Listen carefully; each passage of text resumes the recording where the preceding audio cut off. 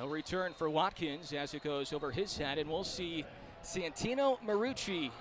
Danny, this is start number 2, some bright spots a week ago for the transfer from Wake Forest. Well, I think the QB Carnival has got to come to a stop, and I think it's Santino who's going to get it. I think from the beginning of the season, even Coach Sanchez was saying the second game, you learned so much in the first game, the second game they'll be more comfortable. I look for him to be more comfortable, have a better grasp of the offense, and be able to really execute at a higher level tonight. 3 years for Marucci at Wake Forest. Making his second straight start, 15 of 30, 79 passing yards for him so far this year. 1 touchdown, 2 picks. Seth McGowan, the running back, they swing it out to McGowan. He's been the Aggies' best player so far this year. McGowan just shy of the 30, picks up 4 yards. You know, when I was talking to the coaches before the game, they said we got to get the ball in the hands of McGowan. McGowan has to get more touches. Last week he did really well, but he didn't have enough, and so they got to figure out a way to give him the ball more, look to be more running, quick dumps to him, give him the ball in the open space, and let him make something happen. Big jolt with the offensive line with the return of center Kanan Yarrow, who missed last week's game. Good to have Yarrow back.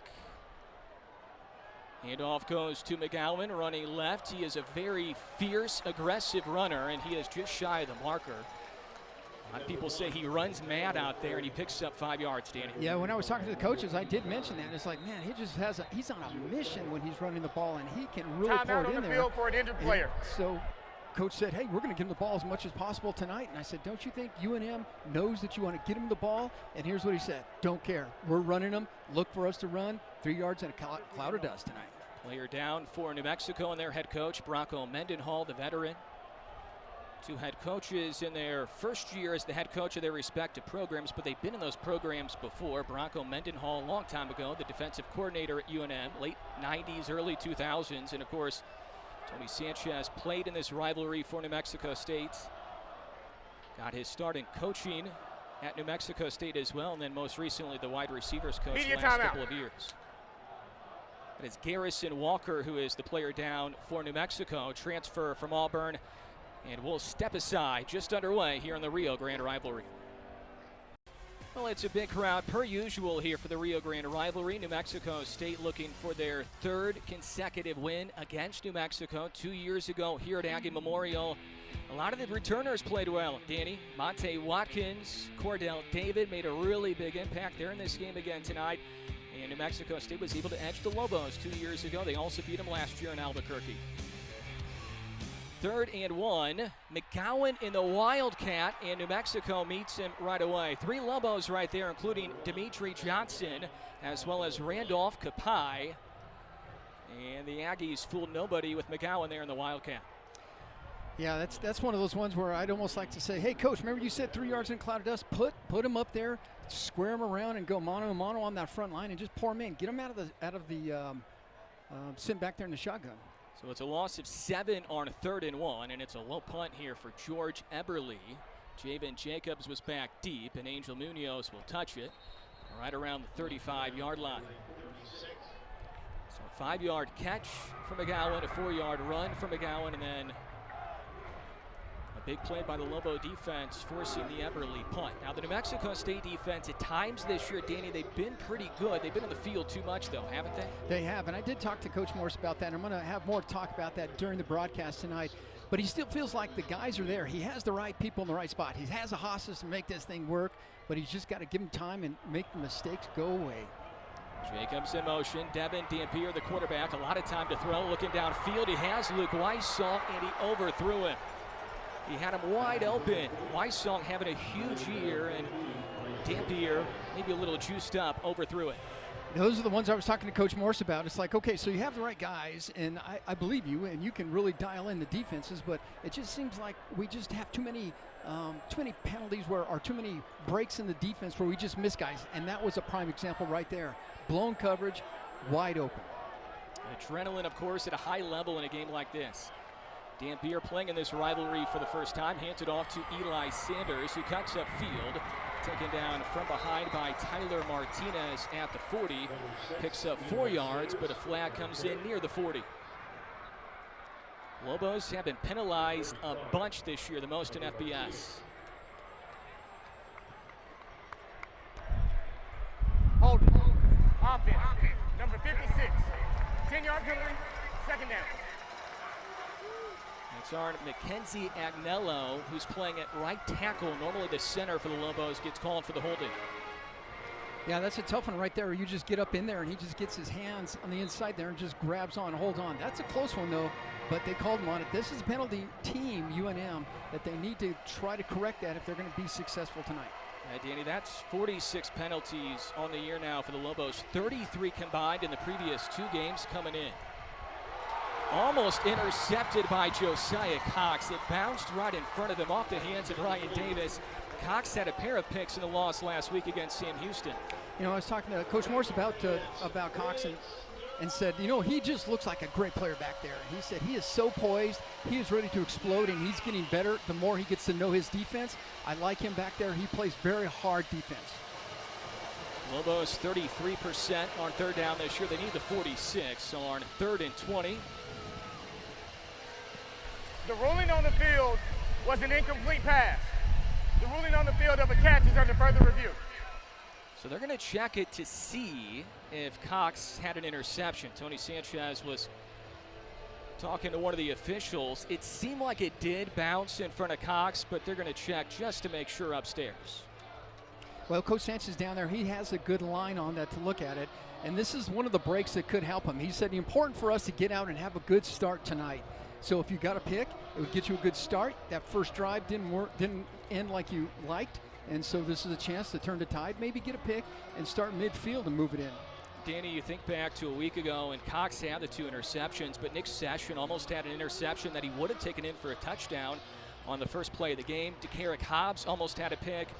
There were a couple of fumbles on the turf. One of them, the Aggies took it in the end zone, but the call was overturned. Another one they couldn't scoop up, so they could have forced a handful of turnovers a week ago. It only got 2. And I think those things really turned the tide of the game. And so you think about some of those. First play of the game last week, hit him in the hands and he dropped it. But, you know, here we are, a new week. Those things don't matter, so now we got to see out there and see if he can get this pick. Tony Sanchez has been in this rivalry a bunch as a player, as a student assistant, and as an assistant coach, as the wide receivers coach the previous couple of years. Here's the call. After review, the ruling on the field of an incomplete pass has been confirmed. 3rd down. That was pretty easy to see from the review. Rory Bernard is our referee tonight, Conference USA crew. Regardless, it is still 3rd and 20 for the Lobos. And this offense has been good. They're averaging almost 30 points per game, 440-plus yards of total offense in 3 in a row. Yeah, last week they moved the ball pretty good against Fresno State, too, who's a very good team. So, yeah, you can't let them get too much confidence. Penalties have really plagued them all year. That's led to that 0-4 start. Dampier under pressure. He has not been sacked yet this year. The Aggies trying to get to him from behind. Naki Fahina trying to get to him. Noah Renze. Flag comes in. Dampier will plant throw. Looking for Jacobs. It is caught. Coverage from Dylan early, but it looks like this one is coming back a long ways away. Flag all the way back at the 20. And that was before Dampier launched. Yeah, I think there was two separate penalties on the play. One was Dampier, when he was running around, there was a hold as we were trying to get to him. And the other is after he threw the ball, I think we continued on, and it was a little too close, and there was a separate flag for that. Lobos committed 17 penalties a week ago, which tied a school record. Naki Fahina almost got to him twice. It's a heck of a throw and a heck of a catch, too, by the running back, Javen Jacobs, who is used heavily in the passing game. There are 2 fouls on the Here's play. the call.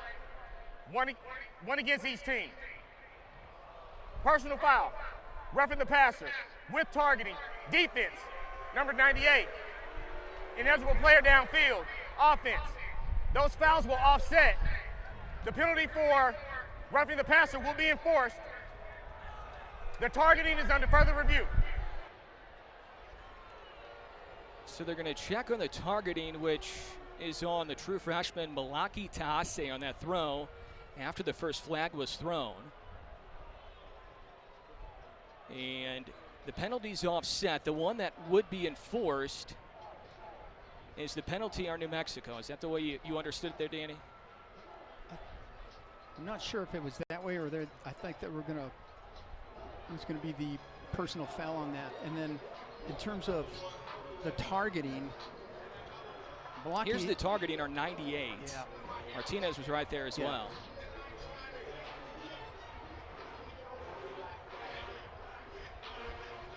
Initially, he said penalties will offset, and then I heard him say something about enforcing one of the penalties as well. It seemed like Rory Bernard was trying to kind of figure it out as well. It was confusing play after the first flag was thrown. The second flag was thrown on the pass, of course, on the targeting call on Taase, which is big because if targeting is upheld, he's out of this game. Yeah, and I think they're going to need him up front there. We talked with Coach about who's the guys up front that can really put the pressure on there and keep Devin kind of corralled, and he mentioned Mlaki early on saying, hey, he's a guy that's really coming into his own. Expect good things for him, but so if you lose him early in the game, that's going to be hard. Depth is already a little bit of an issue on the defensive line. Cole Schnetkoke was injured against Liberty earlier this year, so the depth tested a little bit. Tahase's had a really good freshman year out of Mountain View High School in Mesa. High school three-star recruit, originally committed to Nevada, and here's the call. After review, there is no foul for targeting. Both fouls will offset.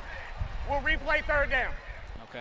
That's what I thought. So, I didn't quite understand what he was saying. This one will be enforced. Yeah, like, wait, at the what? end he was talking about one being enforced after the offset, so it's going to be 3rd and 20 once again. And that's huge for New Mexico State to keep Taase in the game. Right.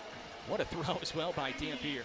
Dampier can scramble, and that's part of the keys. You got to keep him contained, because if you let him run around there and get to the edge, he will make you pay. Ball is still on the 26. Had a lot of time to throw in the previous play. Running back Jacobs. Dampier throws far side, single coverage, coming back and making a catch. Caleb Medford. He turned around at the very last second. Nathan Mitchell, the nickel, back in coverage. What a catch by the transfer from TCU. Yeah, that was a great back shoulder pass there. Let's look at the pressure up there. I think Coach is thinking we're going to kind of twist Buddha in there and see if he can get to him. He couldn't get to him. Quick play here. First down run for the running back, Jamin Jacobs, one of 3 backs that UNM will use. Huge conversion on 3rd and 20 for the Lobos. And Dampier showing off his arm early. They'll hand it right back to Jacobs again. Running game's been a little bit up and down this year for the Lobos. In fact, their best rusher has been their quarterback, Dampier, who's averaging almost 70 rushing yards per game. Yeah, it's tough. You got to make sure you know where he is at all times. 3rd down, 1 yard to go. Lobos just converted on 3rd and 20. All they need is 1 yard.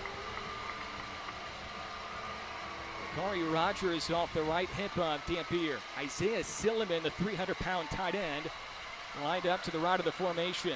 They'll run it on 3rd and 1, and Rogers nowhere to go. Tyler Martinez met him, the Albuquerque native from Volcano Vista High School. Tyler Martinez is another one that Coach Morris is saying, this guy is really turning it on. I like Tyler's play because he's playing very fast. He is quick, coming to the ball, so here he is tackling downhill, filling the hole, holding his ground and making sure he makes that tackle, holding him tight. No gain on the play, so it's 4th and 1. Lobos 4 for 7 on 4th down this year. And they're going to go for it. Their kicker is a good one, Luke Drzewicki, but they will go for it on 4th and 1. Under center is Dampier. Hands it off. 1st down for the Lobos. It's Silliman in there, the tight end. They ran it with Rogers again, the transfer from FCS Campbell. A gamble early pays off for Bronco Mendenhall. Yeah, I think you're going to see both teams doing this. They're going to get down here, and until one of the teams stands up and says, I can't stop you, I think they're going to do this and go for it on 4th down, especially in a situation like that where they have the momentum. They converted on 3rd and 20 during this first drive for the Lobo offense. Nearly 5 minutes in. Dampier on the jet sweep, hands it off to Weissong. Weissong finds a path, trying to reach for the pylon, and he is going to be just short. They're going to mark him out around the 3-yard line. So he was out of bounds at the 3, reaching for the pylon at the very end of the play. A long forming play, great blocking up front by UNM. We had a couple of Aggies in position to make a play here, and here you'll see Weissong coming from the right to the left, hand the ball off there. a couple guys at the point of contact, and we just can't get rid of them. You see Derek Hobbs right there, he was right there, couldn't spin fast enough to make that play. Yeah, that right foot stepped out of bounds for Wysong at the 3. Jumbo package for the Lobos. Deep back is Rogers trying to plow his way into the end zone, still pushing. Rogers is in for a rushing score. Second rushing touchdown for Nakari Rogers, his 3rd overall with the Lobos here in year 1. Little jumbo package there for UNM using the big tight end Silliman. That is hard to stop for the New Mexico State defense. Yeah, you got a lot of beef up front there, and it's just a pushing match from that point forward. You see both trying to get lower, and they ended up getting just a little bit lower. Vincent Santos was also pushing up front there for the Lobos. Point after is good for Luke Drzwicki. The big play during the drive was the conversion on 3rd and 20 for Bronco Mendenhall's offense. It was Dampier to Medford, and then Rogers runs it in 3 yards away. Lobos strike first in the Rio Grande rivalry. 2 big plays early on in this game, and we know big plays can really sway this game in this rivalry too.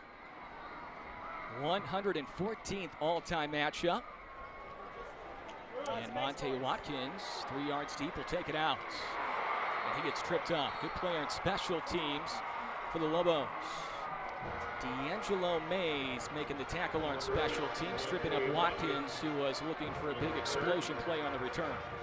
I know Watkins wants to get more touches and he wants to make things happen, and that's a chance where if you can get by that one guy that's coming in off the edge, he might have a chance, but he was tripped up. Aggies went to McGowan twice, a pass and a run to start their first drive, and then the Wildcat did not work on 3rd and 1. Running back right now is Monte Watkins alongside Santino Marucci. Lorenzo McMillan in motion. He'll take the handoff. McMillan, he's been in the program for a while, running far side of the field, down to the 40, across midfield. McMillan still on his feet.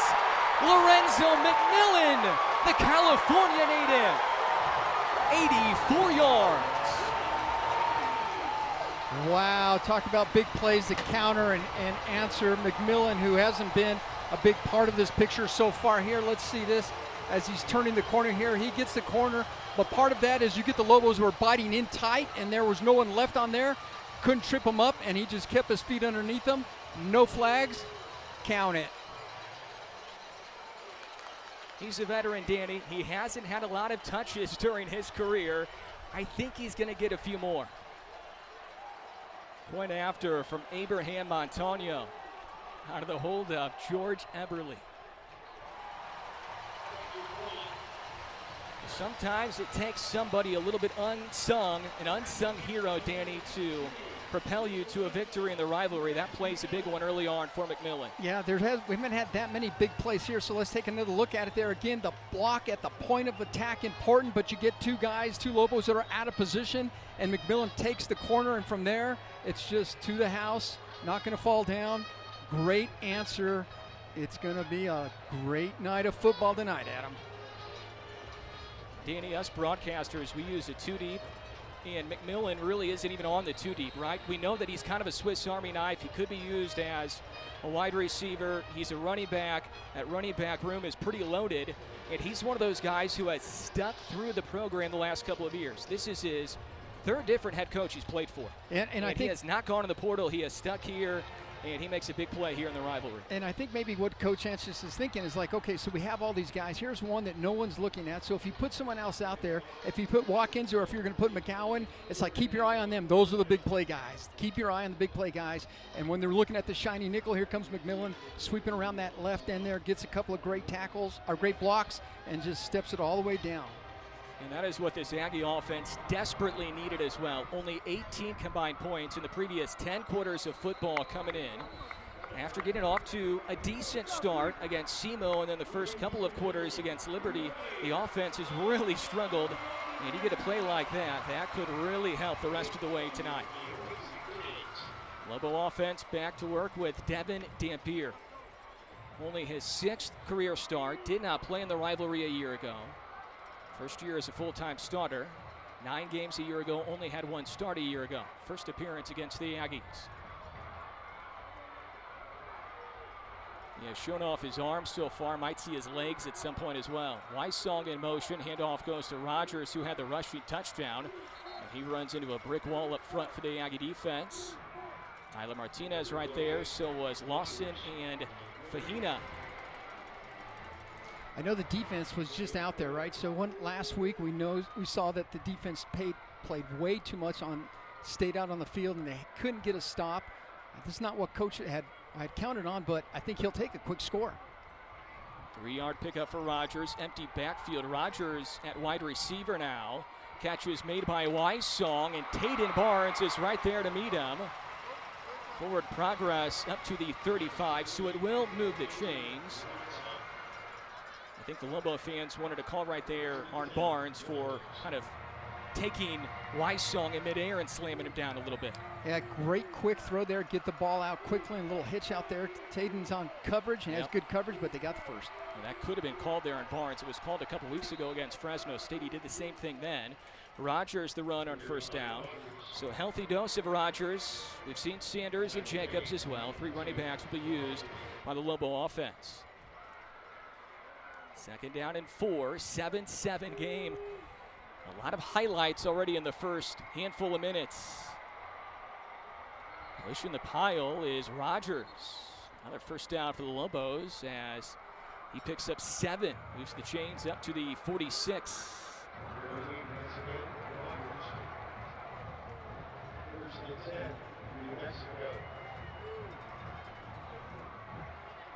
Rogers from Virginia Beach, Virginia, 5'11", 208 junior. Once again, a transfer from FCS Campbell. Play action pass for Dampier. He'll launch it downfield again. Weissong got bumped a little bit by DeCarrick Hobbs. He's looking for a flag, won't get one. Crosby was there as well. Yeah, I think Weissong had him too. He had him burnt there as we're getting safety come over top to see if he could provide some help, but I think the safety coming in was a little late at him, and so if the ball was overthrown, otherwise I think we'd have been in trouble there. Great arm. We're looking at a fantastic arm. Yeah, great arm for Dampier, and Weissong having a great year. 9th in the country in receiving yards with 407 coming in. 6+ catches in all 4 games coming in for Weissong, who's from Rio Rancho, went to Cleveland High School. Sanders, the tailback. They'll give it to him. Trying to shimmy through a hole. Martinez is leaning in once again for the tackle. Also right there was Taase, the freshman. Martinez, there's a little extra, I think, in this game for him, being from Albuquerque, Danny. Yeah, I think he can feel a little bit of juice in there, and Martinez has been playing very well. He's been playing very fast. I commented to Coach Morris, it's like Martinez plays fast, and he says, I like the way his speed comes side to side and closing quick. Lobos need the Aggie 44. Quick strike, and it is broken up. Intended for Trujillo. Josiah Charles, the Arlington native, in coverage. Yeah, great stop right here. Pass back shoulder. This is very difficult to defend because you're upfield on him, and it's a turnaround there, and he just got his hands back in there and knocked that loose. Lobos converted on 3rd and 20 during the opening drive when they scored a touchdown. Could not convert on 3rd and 8. Punter for the Lobos is Aaron Rodriguez. Back deep for the Aggies is TJ Pride, with Jordan Smith unavailable tonight. What a perfect bounce. And New Mexico State is going to be pinned deep inside the 5-yard line. They're going to mark it out, it looks like, at the 2. Perfect placement there by Aaron Rodriguez in his 6th and his final year collegiately. That was his 228th career punt, and it's one of his better ones. We have a good one tonight. 7-7. Aggie offense back to work when you come back. It's a good crowd, as always, for the Rio Grande rivalry, alongside a man who played in this rivalry. Danny Nee, the former Aggie defensive back. Adam Young with you. Great to have you with us. Both teams trying to get back on track. Aggies trying to get to 2-3, which is where they were 5 games in a year ago during their 10-win season. Lobos looking for that first win. Poor field position for the Aggies. Marucci in the end zone. Ball is at the 2-yard line. Running back is Mike Washington. Need a little more breathing room. And Washington able to get a couple out near the 5-yard line. They'll mark him at the 4.5. So a little more breathing room for Marucci standing inside his own end zone. That punt went sideways out of bounds there and really pinned him tight there. So getting those extra couple of yards in there from Washington. Both Washington and McGowan, when you see them run, they run angry, especially McGowan. So very strong backs. See a lot of that tonight is what Coach is counting on. That was the 45th carry this year for Washington, who came in after 3 years at Buffalo. 10 rushing scores in 3 years there. Ball is on the 4. Washington will stay in at running back. Hand it right back to him, and Washington has pretty much nowhere to go. They're going to give him forward progress up to the 6, so maybe gets 2 yards, and it's going to be 3rd and 6 coming up. You know, the thing about where Coach is saying, look, I'm gonna run them, and they may know I'm coming, but I don't care. I'm going to run them. I'm going to keep running them. The thing with that strategy is you have to have the horses up front there. They can provide a crease, a hole, or something. And if you don't get any leverage up front there, it's a tough strategy. It can work, but it's got to be a tough strategy, and you have to keep the score close. Only 1 pass attempt so far for Santino Marucci. It was a completion on the first play of the game to McGowan, the running back. Running back here, Washington again. Motions to the left of Marucci, and he needs to burn a timeout. So they're going to talk things over here on 3rd and 6. New Mexico State, they're first. 30 seconds. Marucci, Danny, he came in after spring ball. He's still trying to learn the offense. This is only his 2nd start, so there will be some growing pains along the way as he starts to really feel comfortable running this offense. Right, and I asked the coaches about, well, what about Santino? Is he getting a hold of things? Can he grasp the offense? Are you having to pull the reins back just a little bit? Or are you letting him run? And they said, no, he can go. He's ready to go. I don't think we're going to hold anything back. But in that particular instance right back there, you can see Coach Sanchez, who wasn't very happy with the way they adjusted to a change, so he called a timeout. Go back to 2021, Marucci's first year at Wake Forest, only 6 snaps that year, no action in 2022, and then a year ago, only played in 3 games for the Demon Deacons, only made 1 start, but he did lead Wake Forest to a win against Pitt a year ago. 21 pass attempts a year ago, 31 pass attempts as an Aggie so far, so this is the most action he has seen collegiately already. Marucci will throw on 3rd down, caught by the freshman, TJ Pride, who's been the best receiver so far this year, Danny, for the Aggies, and that moves the chains. Yeah, TJ last week caught 5 passes for 33 yards. You're going to go quick here, try to do a little tempo. I like it.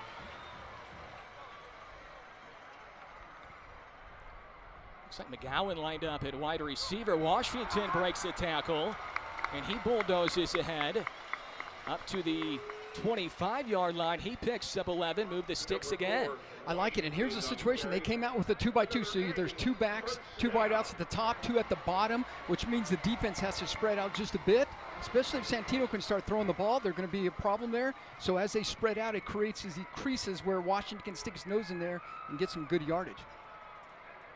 Fresh set of downs for Santino Marucci. Tight end Adam Parks just came in. He's on the top side of the screen right now, lined up at wide receiver. Now Parks in motion, redshirt freshman, lined up to the left. Hand off, no, Marucci is going to keep it. He runs straight ahead. He fooled everybody, and he runs for 11 yards, Danny. How good was that fake on that? Part of that is the ride. So if you watch it, you can see that he's riding him all the way through, and at the last second pulls it out and keeps it, and it really fooled everyone. Great play. This is the most tempo we've seen for the Aggie offense this year. Play fake, Marucci, tons of time to throw. Pocket holds, Marucci will launch it right side, and he throws it away, and then it's dropped. Should have been an interception. Christian Ellis, who has the lone Lobo pick all year, had it in his breadbasket and couldn't hang on. Hey, Adam, were you thinking over there, throw the ball away, throw the ball away, throw the ball away? I was absolutely doing that. Everyone's covered. 4 guys in the pattern. You see one coming across the middle. On University of New Mexico. They're going to check and see if he caught it first before dropping it, but I think he could have dropped it. Clearly covered. Should have thrown the ball away, and I think if you look at Coach Sanchez on the sidelines, he was very upset about that too, saying throw the ball away. Nothing to be had here. Once again, the Lobos only have 1 interception all year. It came from Ellis. He should have had that one. New life for the Aggie offense on a drive that started back at the 2. Screen pass to P.J. Johnson. Decent block ahead from Monte Watkins, and a good pickup on second down. Those quick passes to the outside, the only thing that makes those goes is the point of attack for the blocking. And you can see they picked up 2 great blocks at the top of the screen, and then that's what allowed him to get some extra yardage in there. Great play. So it's going to be 3rd down and 4 coming up. The Aggies need the 46. They're 1 for 2 on 3rd down so far tonight. Running back McGowan.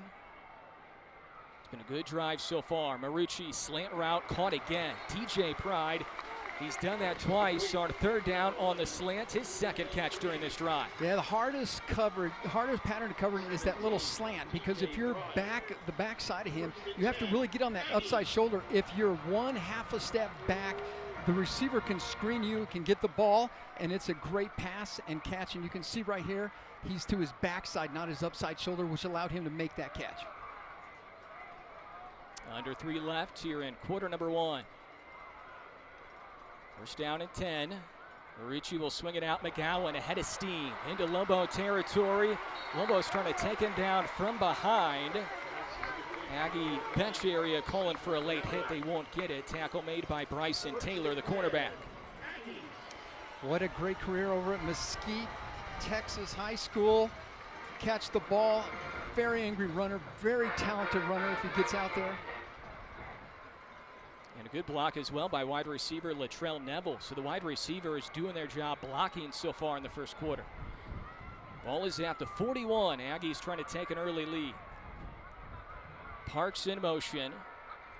Marucci hands it off straight ahead. Washington was trying to wait for a hole to open, and he gets tripped up from behind by Tyler Keeney, the Los Lunas native, a transfer from UCLA. Man, Tyler sticks out that big paw, knocks him down. If he doesn't do that, I think he picks up 5, 6, 7, 8 yards there. So great job by Tyler in there.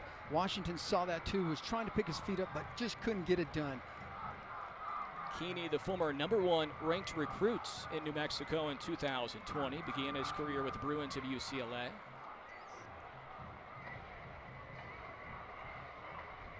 Second down and 10. 2 running back look, Washington and McGowan. McGowan in motion to the left, and a poor throw by Marucci. And if McGowan catches that, if it's a good throw, it probably would have been a pretty good pickup. He had some open turf. And he knows it. He says, yeah, that's me. That's on me. He absolutely picks up 2 great blocks that you may not see. It's the top of your screen to the right. He's just got to dump this out there, make a quick, easy pass. And there were 2 fantastic blocks in there that he couldn't take advantage of. And Marucci knows that's a throw he has to make. You can tell he was upset and frustrated with himself right away. It's been a good drive so far for the Wake Forest transfer. So it's 3rd and 10. McGowan, the running back. 4 receiver look. Marucci looking right, throws across the middle, incomplete. TJ Pride checked that. Cordell David, the intended receiver. David, a couple years ago, had a big game against the Lobos in the win here at Aggie Memorial. No flags, incomplete, 4th and 10. I think Coach is wanting to try to get Cordell more into the game here, and this is one that's right across the middle. Very tough to throw across the middle of the field with so much traffic there. I don't think Cordell had very much chance on that one. A lot of zip on that one from Marucci. Good coverage there by the Lobos, so the drive will stall. And now Abraham Montaño is going to attempt a field goal here. The kick is away, and it is no good.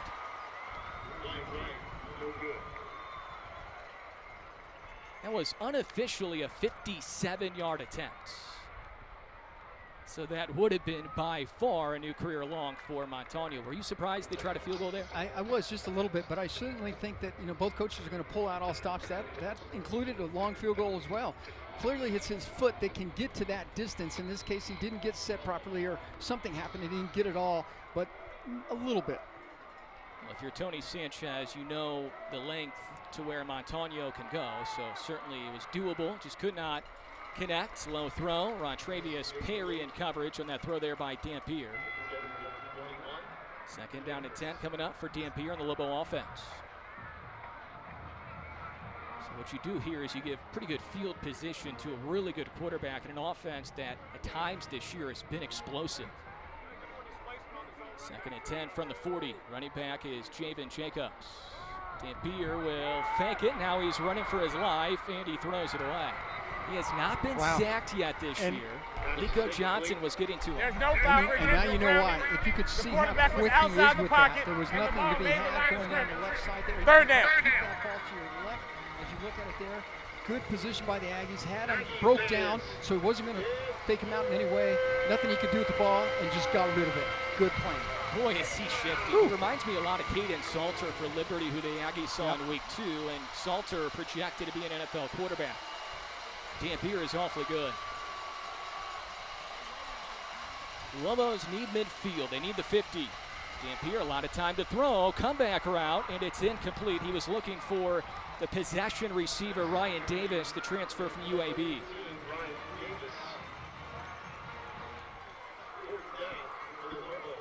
Yeah, good defense by the Aggies there. Had him covered. He had to come back for the ball. Even if he makes the catch, he'll be a little bit short, but he may go for it on fourth down. But in this case, he didn't catch the ball, so they're going to punt it away. Good field position for the Lobos. They do nothing with it. And now Aaron Rodriguez, who began his career a long time ago at Missouri, is back to punt. TJ Pride back deep to receive. Rodriguez had a good one earlier, and this one is going to be good again. Aaron Rodriguez might be the MVP of this game so far. And he's going to pin the Aggies inside the 5 again. They're going to mark it at the 4.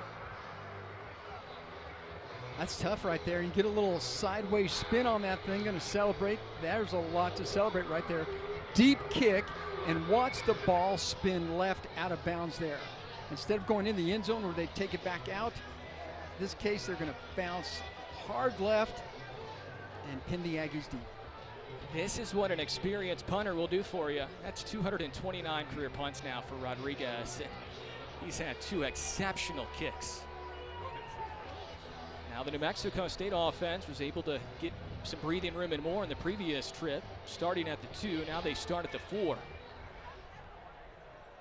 And instead of Washington, who was in earlier when the Aggies were back at the 2, it's going to be McGowan inside his own end zone alongside Santino Marucci, the quarterback. Stick it in McGowan's belly. McGowan breaks the tackle past the 10 up to the 12-yard line. He gets 8 yards. Man, does he run angry. And there's no give up, right? On that run right there. Take care of the football, and you can just keep pumping your legs, because if you don't get in front of him and you pull both legs down, he's just going to keep driving away. He's not a small guy either. No. So he can push you around a little bit. Aggies can take this to the end of the quarter without running a play, and it looks like they will. Well, you feel pretty good after that start for UNM if you're a New Mexico State fan. It was a 3-yard touchdown run for Nakari Rogers to put the Lobos up 7-0 after they converted on 3rd and 20, 5 minutes in. That's the end of the first quarter. And then New Mexico State gets an 84-yard touchdown run by seldom used Lorenzo McMillan. Only his 3rd carry all year. We're knotted at 7 through 1 in the very well. 2nd down and 2 from the 12. McGowan running left, has tons of space, trying to get a block up field from Ortiz. Flag is thrown. McGowan pushed out of bounds to the 20. He was trying to get a block from Alan Ortiz, the wide receiver, and it seems like that's where they threw the flag.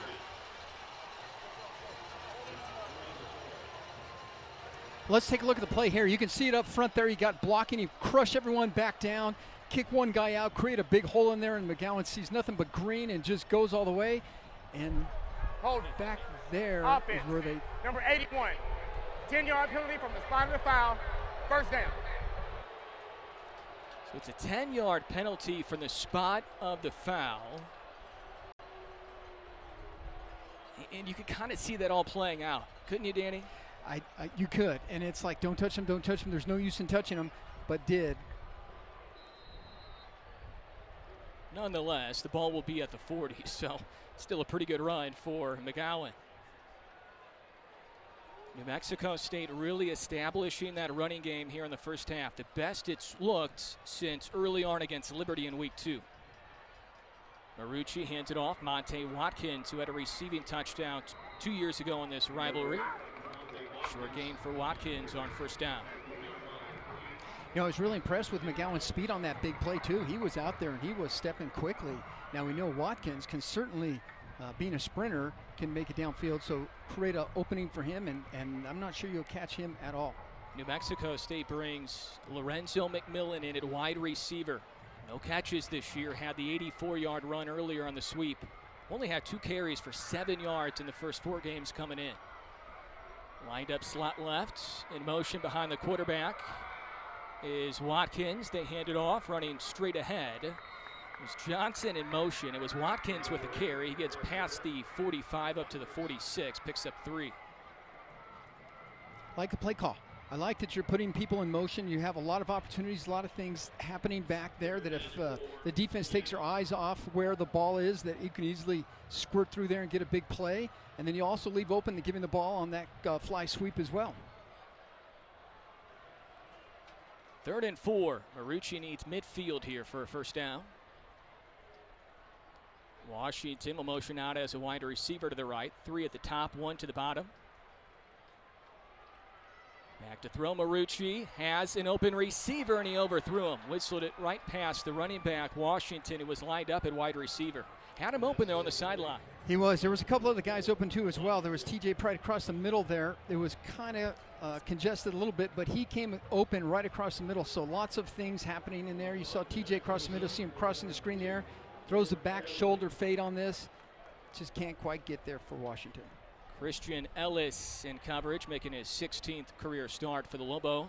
Eberle will punt.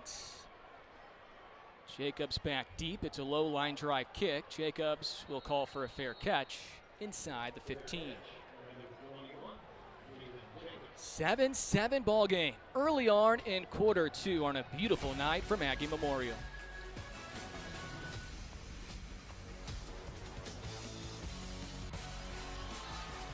Joe Morris's Aggie defense back to work, and after a slow start, Danny, the defense is a little good. Yeah, it's looking really good, and I really enjoyed talking with Coach Morris this week and trying to figure out, well, what about your defense? What do we need to do to fix? How do we do this? What about this?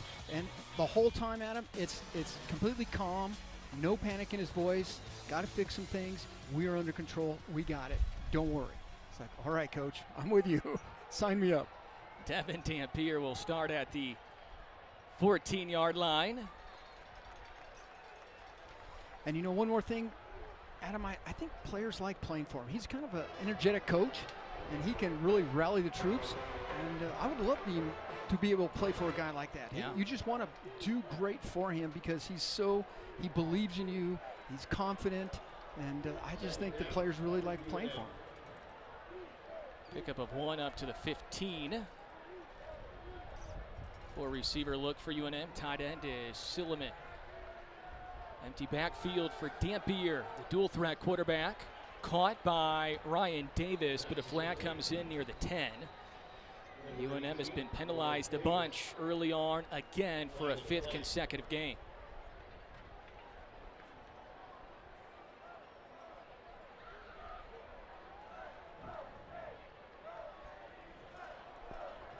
Illegal formation. Offense. 5 players in the backfield. 5-yard penalty. 2nd down. Danny, it's the little things, Yeah. and right now the little things just aren't going well for UNM overall. Yeah, you know, even listening to Coach Mendenhall in his press conference, it's like, well, look, you know, penalties don't bother me except for the numbers. Then you look at the probabilities, and he went into the whole thing about that. And the timeliness of some of these things can really kill a drive as well, including us. We've had many drives where we just had a time penalty, and it was just like bad timing for that. And you have to wonder a week ago what happens against Fresno at home if they don't get penalized 17 times. The tight end, Bruckler, broke a tackle initially, and then Lico Johnson finishes him off. That is career catch number 36 for Trace Bruckler, who's used a lot in the passing game.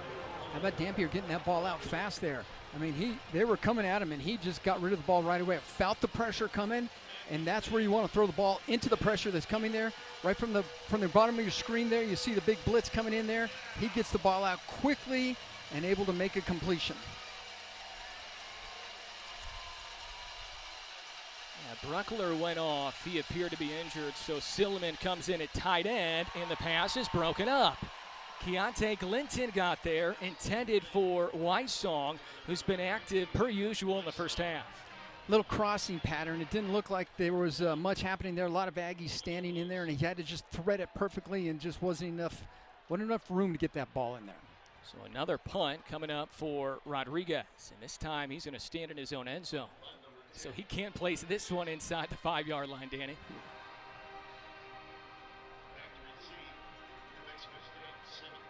TJ Pride near midfield, his first game doing punt returns. Jordan Smith unavailable. Pride is going to return this one. Never called for a fair catch. That was dangerous, and he's drug out of bounds at the 50 by Paula Gates. That was dangerous for Pride. That was very dangerous. One of the toughest positions, I think, is returning punts. I know some of the players we had got together last night, and Fred Young, who returned punts when I was here, talked about how hard it was. Difficult position to play. Fred Young did it all, didn't he? He did. We'll go to commercial break. Nearly 4 minutes in. Aggie offense back to work in a 7-7 tie play. Santino Marucci, the quarterback. Mike Washington, the running back. They fake it to him. Marucci has to run and has nowhere to go.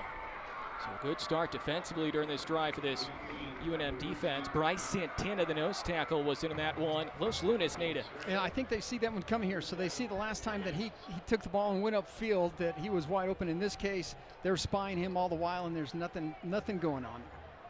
Pressure came from the Mike linebacker, El Paso native Jaden Wilson, who's having a good year. Loss of 1. So New Mexico State backed up. It is 3rd and 15. Parks, the tight end, in motion.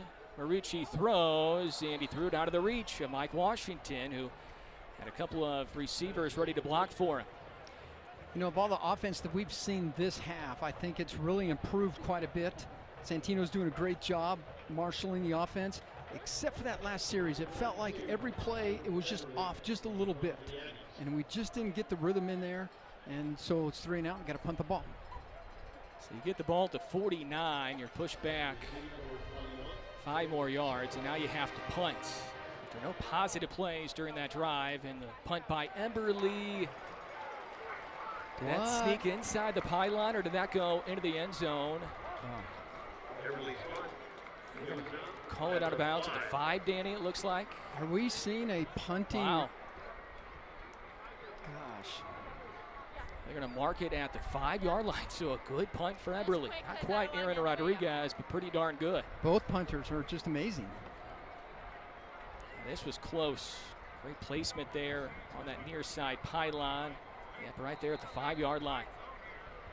And now this Lobo offense, they've been sputtering ever since that quality opening drive for them. They will get the ball first and half, too, by the way.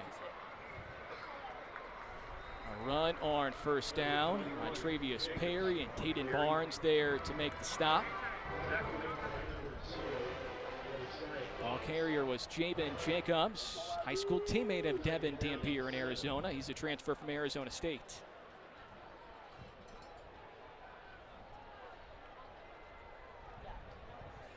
Second down and 7.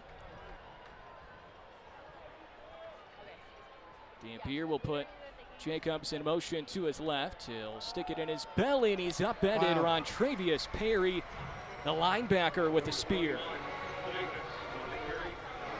Perry coming in there with a great tackle right there. You know, when I was talking with Coach Morris, I said in the last game, you had really gassed our defense and you had to replace the linebackers, and you brought in Ron Perry and Quincy Davis. And I said, I thought they did a great job. And he said, those are good players. They're going to get more time. And this is the more time right there we're talking about. Perry's in a great position, makes a fantastic tackle. 3rd and 6 for the Lobos. Line to gain is the 15 for Dampier. Empty backfield.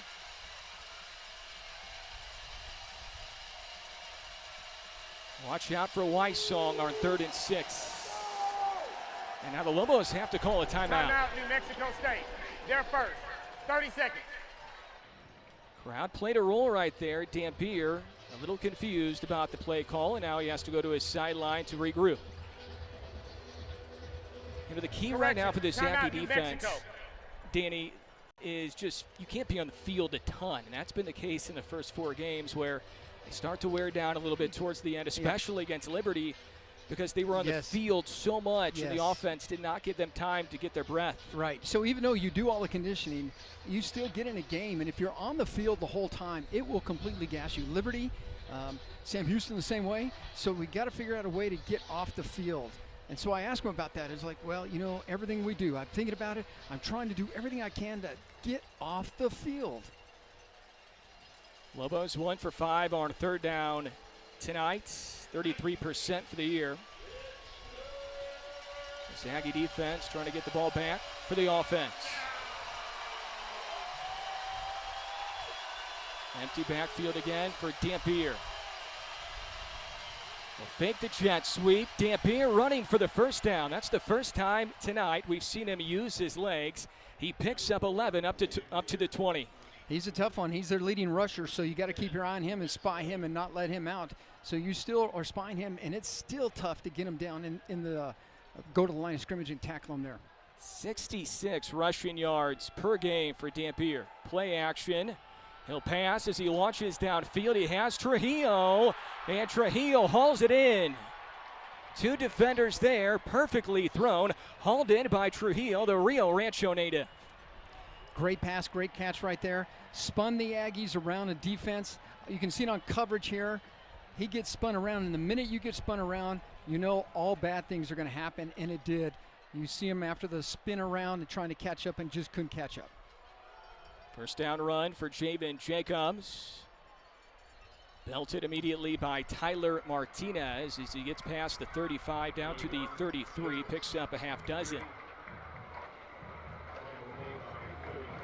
Just shy of 60 rushing yards so far for New Mexico. New Mexico State is at 158 on the ground so far. 2nd and 4. Lobos trying to go back in front. Handoff left side to Jacobs. Trying to get by Dillon early, and he is wrapped up there, and there might be a horse collar or a face mask. Right around the 20. Early trying to make the tackle, and there's a penalty marker right there. You know, it's a great play call where you have all of your offensive linemen going one direction, like if it was going to be a stretch play to the right. Personal foul, horse collar tackle, defense, number 11. The penalty is half the distance to the goal and an automatic first down. So everyone's moving one way, play goes back the other way, and you're kind of out of position, and you end up trying to reach a little bit, and that's what Dillon Early did there. Got his hand back behind the collar. You can see the whole world mowing to the left, and he keeps the ball. It's going to the right, and there's the horse collar right there. That's an easy call right there in front of the official. That's the 2nd Aggie penalty. We've talked about all the Lobo penalties in the first 4 games. New Mexico State commits a big one here. Lobos from the 11. Dampier still with the ball, and he will angle into the end zone. He got by Quincy Davis. Rushing touchdown number 4 this year for Devin Dampier. Lobos back in front.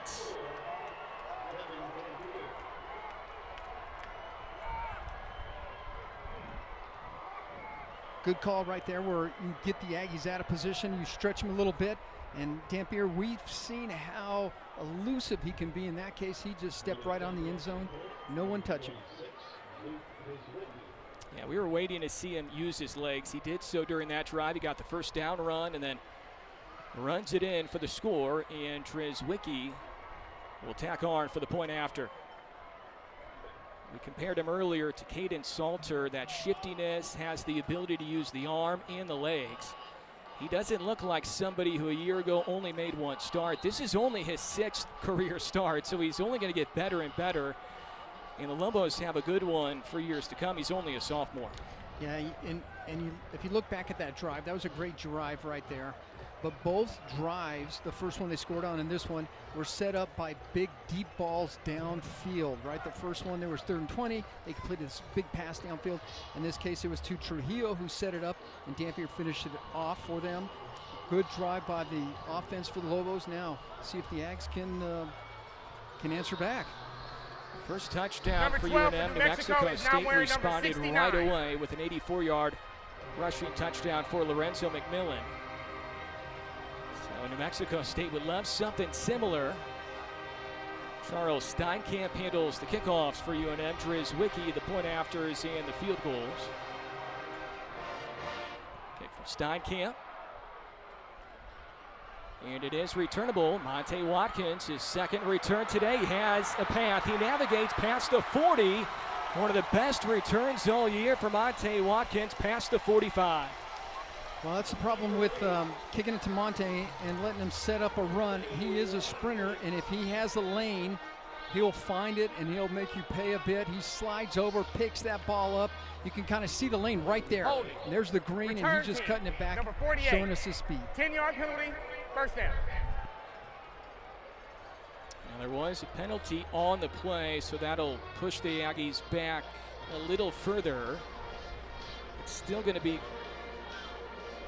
Now they're going to push it all the way back to where the penalty was, and that's going to be back at the 15. You know, these inopportune penalties really cost you. Yep. So the ball's going to be at the 15 for New Mexico State. So wipe out the great field position and another costly penalty for the home squad. Santino Marucci trying to get back on track. Running back McGowan, who's had a good day. They put McMillan in motion. And the 84-yard rushing touchdown earlier. He's almost hit by the snap. And McGowan has nowhere to go. McMillan had to get out of the way right there, Danny. Yeah, that's tough.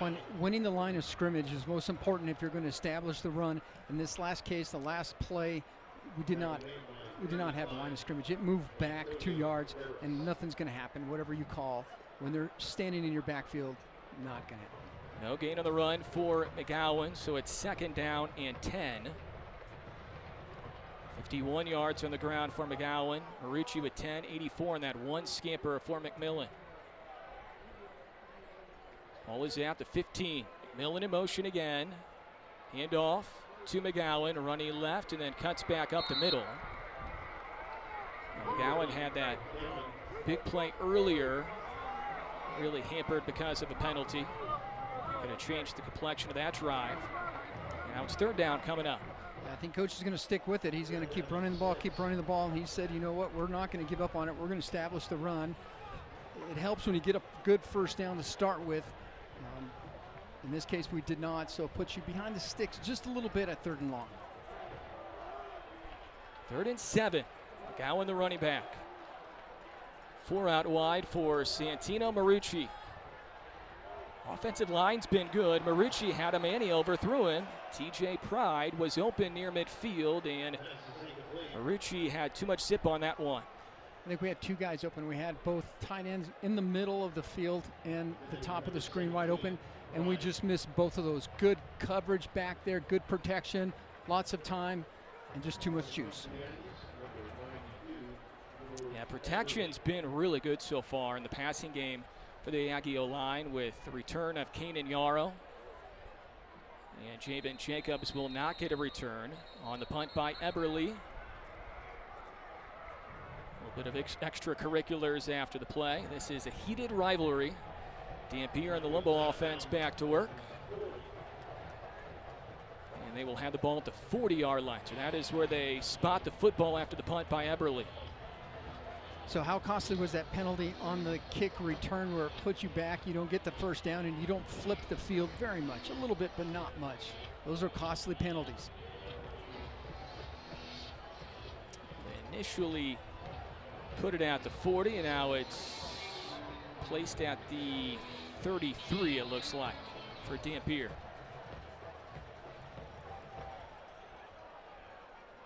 Coming off a really good drive, used his legs a couple of times.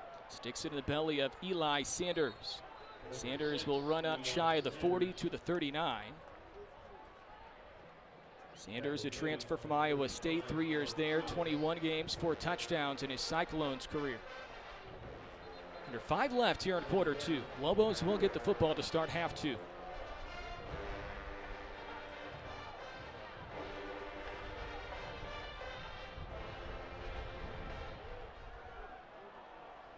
Second down, 4 yards to go. Dampier steps back, trying to get away from Noah Arinze. He does. He is slithery quick and he runs it inside Aggie territory. Arinze had him. It would have been the first sack all year against Dampier, and he just slipped away. Yeah, missed tackles. Those are the ones that cost you too because there's no one spying a quarterback. So here you are, pressure. Arinze just can't hold on. Lots of pressure from the side there. Everyone downfield, their backs turned. No one spying the quarterback. Extra yards. Play fake, caught. Wysong nowhere to go. Sure, we'll see a healthy dose of Wysong the rest of the way. They've targeted him a lot here in this first half already. That's catch number 2 for Luke Wysong. 32 catches, team leader in catches and receiving yards for the year. Was injured in the game against the Aggies a year ago. Play action fake. Dampier with loads of time. Now here comes the pressure and he has to throw it away.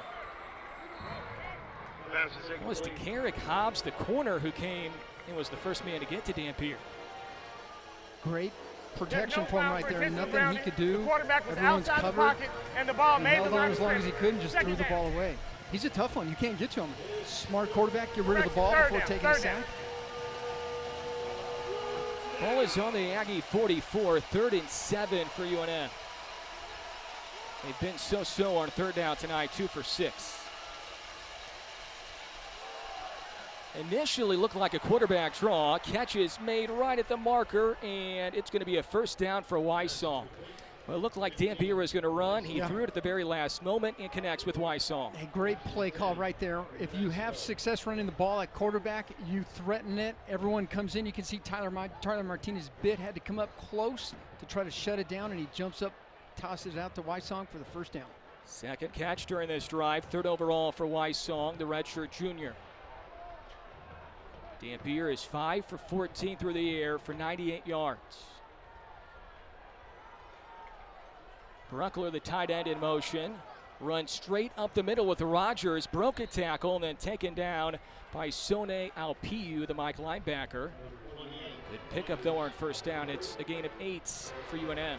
These running backs for New Mexico are really getting to that second level in a hurry. Let's look at the line of scrimmage. Great line of scrimmage block there. He gets to the second level where the linebackers have to make the play. And I think if you end up not winning that line of scrimmage and it gets to the second level, it could be a long night. Look for more action from the defensive line. A little twist, a little something else to keep everyone off their, get mixed up a bit. Lobos would love a 2-possession lead into halftime. Jumbo package on 2nd down and 2, and they're going to be just short of it. Using that big tight end, Silliman.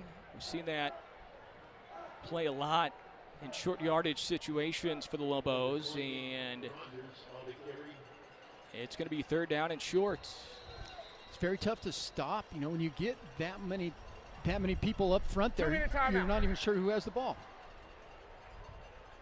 And this will be the 2-minute timeout. Lobos trying to take a 2-possession lead. Right now they lead 14-6 the ball to start half 2.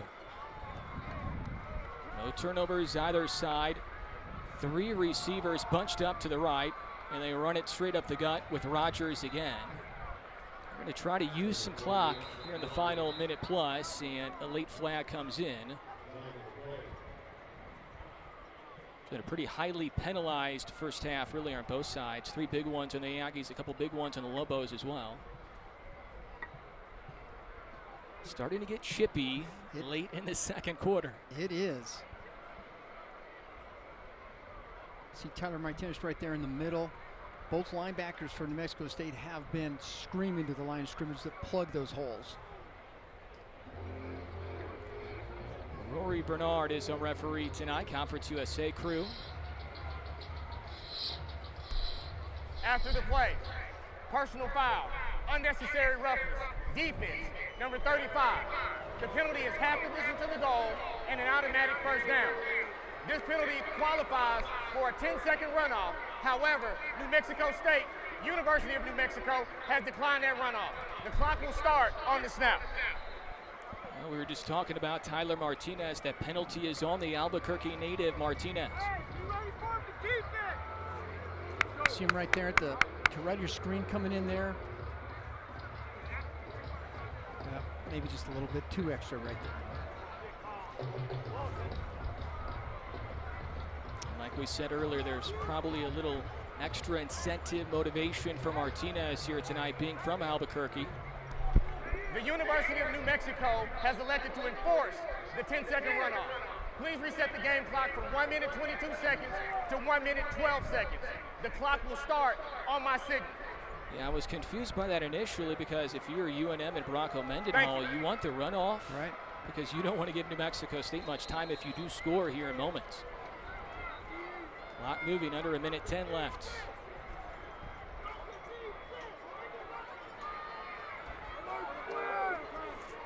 Rogers, the running back, motions to Dampier's left. Dampier ran it in from 11 yards moments ago. Rogers running right up the near hash, and he is taken down by Naki Fahina, shy of the goal line. And if you can hold the Lobos to a field goal, if you're this New Mexico State defense, that would be monstrous. That would be victory for sure. So you see coming off to the right side there, great penetration by that offensive line who's making it very tough there. So you need to figure out how to fire off and create those big piles. Dampier, wide open space. He faked it, he juked everybody, and he runs it in for his second rushing touchdown in half one. He is smooth, he is slippery, and Dampier now has 5 rushing scores during his sophomore year. So you see everyone selling out on the give up front, thinking it's just going to be power in there. He pulls the ball out and has an easy walk to the end zone.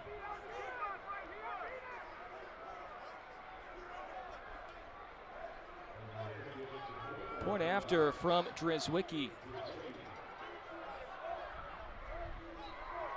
Wind a little bit of a factor tonight. So Dampier, an 11-yard touchdown run earlier to make it 14-7 in this quarter. And now a 3-yard touchdown run to make it 21-7 here in quarter 2. It's been no passing touchdowns. It's been 3 rushing touchdowns for the Lobos. It was Rogers in quarter 1 with a 3-yard rushing touchdown. And now this Lobo offense, 12. they're starting to find a rhythm. Number 69 and they're going to get the ball to start half 2. And I think part of that last series in there, we have, a missed tackle. Forense misses a tackle, could have pinned him.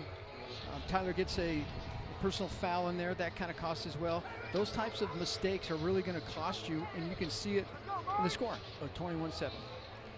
Very little time left, only 22 seconds left. And I would have to think, unless there's a really good return here, we probably won't see the Aggie offense try to do too much with very little time. They do have 2 timeouts to play with. Offense got off to a good start early on the 84-yard touchdown run for Lorenzo McMillan. Not much since. And now you can see the wind blowing that football off the tee. So the wind is a factor. Both punters have used the wind effectively. Monte Watkins had a really good return earlier, wiped away because of a penalty. Steinkamp will squibber. The up man will take it. That's Bryant Jackson, brother of Bryce, the former Aggie secondary man who had a good career here. I don't know, field position's decent. You have 19 seconds left. What do you do here, Dan? I think you kneel. I think you go back to the locker room, figure out what you need to do to stop this offense a little bit, try to recalibrate your offense and see if we can't create a little bit more and take him out in the second half. I don't know that it's worth throwing up. Ball is at the 35 with 19 seconds left. 2 timeouts left. Watkins off the right hip of Santino Marucci. He's going to run himself. Marucci takes a hit near midfield. They get into field goal range potentially. We saw Montaño try a 57-yarder that he missed earlier. New Mexico State, they're second. 30 seconds. You saw Coach Sanchez walk out there, take that timeout right away. So maybe he's thinking, if I can get one more pass downfield here, maybe we do take another long shot at it. We know Montaño's got a big leg. We've seen that this year. He made a 51-yarder earlier this year. So you probably need to get down to around the 35-ish. Do you need to feel comfortable? Yeah, I think if they get between the 35 and 40. He might take a shot. Let him have it. Looks like the wind is at his back a little bit.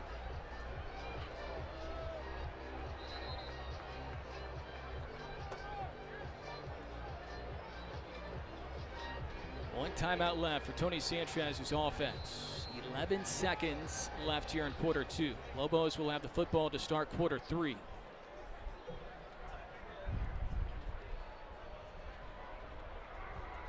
Marucci will hand it off to Watkins, running straight up the middle, stays on his feet. Watkins trying to break another tackle.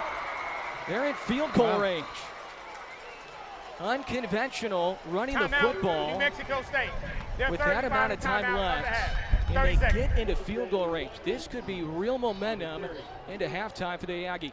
Yeah, they could use those 3 points. I think from a UNM standpoint, they played a little soft. They backed off and said, we're not going to let you pass it downfield. Coach said, fine, then I'll just hand it off and let it get as many yards, positive yards running as possible. Clock not in your favor, but he's making as many positive yards as possible. Gets there, quickly call that timeout. Unofficially, a 47-yarder from Antonio. And it's good. How about that? Wow. Well, you feel a little bit better if you're New Mexico State after that drive right there.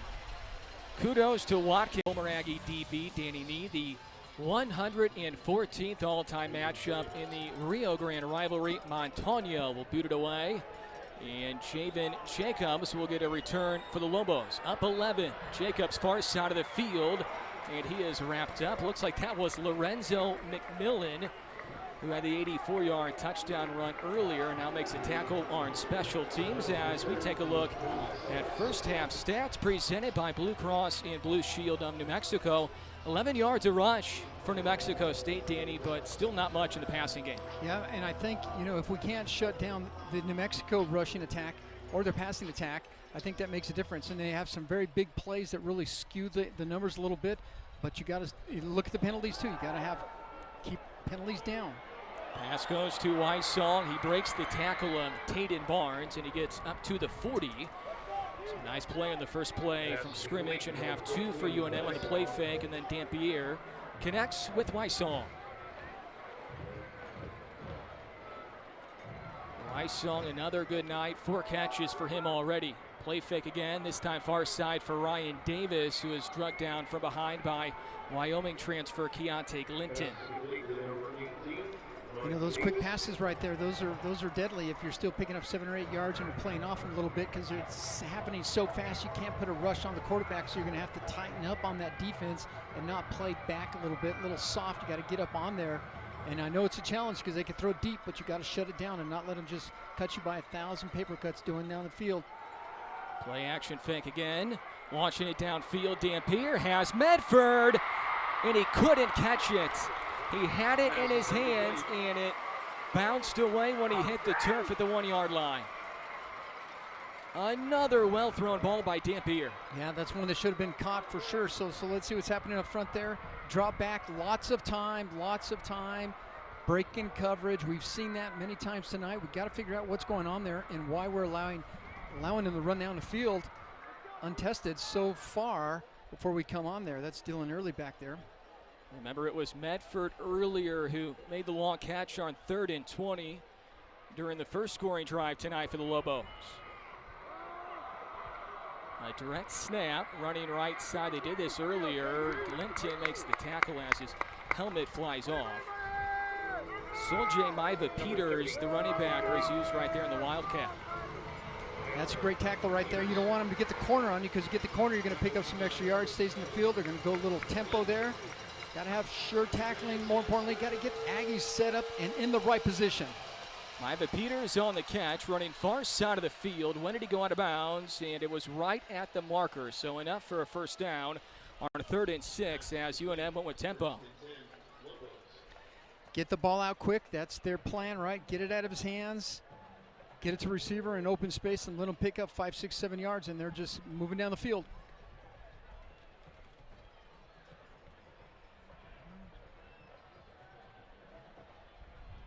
Maiva-Peters in the Wildcat again. He's a running back. And he's going to run it straight ahead. He's going to stay on the ground with the football, won't throw it. Runs it straight ahead. Tackle made by Gabe Jones, the nose tackle. So right now the Lobos just saying stop us in that running game. And it starts with the defensive line up front. Those are the guys that's got to stand up there and dig their heels in. Mayava Peters again on the Wildcat. Running right, trying to cut it upfield, and tackle made by DeMarcus Crosby after he slipped away from Taden Barnes.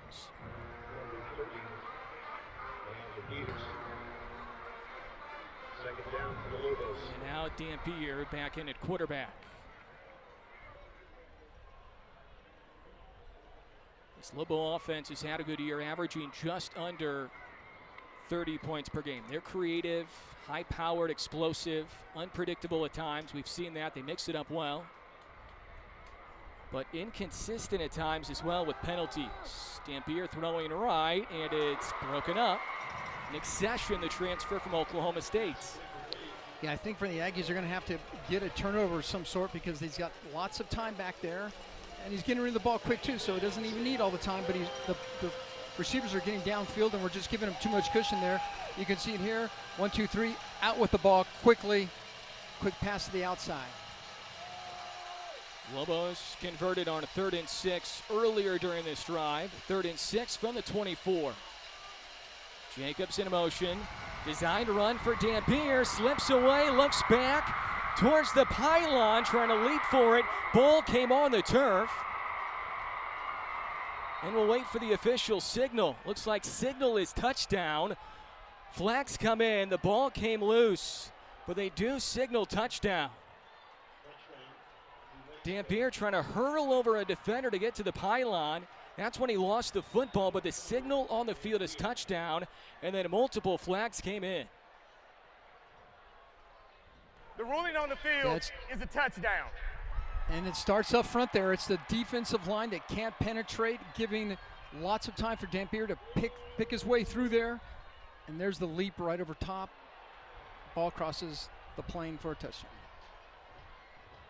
And now the officials will try to sort everything out because of the multiple penalty flags that came in after the play. The ruling on the field is a touchdown. After the play, unsportsmanlike conduct on the offense, number 66. The 15-yard penalty will be enforced on the kick. That is number 66's first unsportsmanlike foul of the game toward disqualification. We'll play for try. That's Mackenzie Agnello, the normal center who's playing right tackle tonight. I mean, Dampier, so quick. He even looked back after he broke a tackle there. I think he was picking back at the defender. No, there was no one there. So let's take a look here. You see the blocking up front there. Knock everyone out. Get to the second line. Linebackers blocked. No one's left because they're all in coverage back there, and you have to come up on the quarterback and try to close it down. By then, it's too late.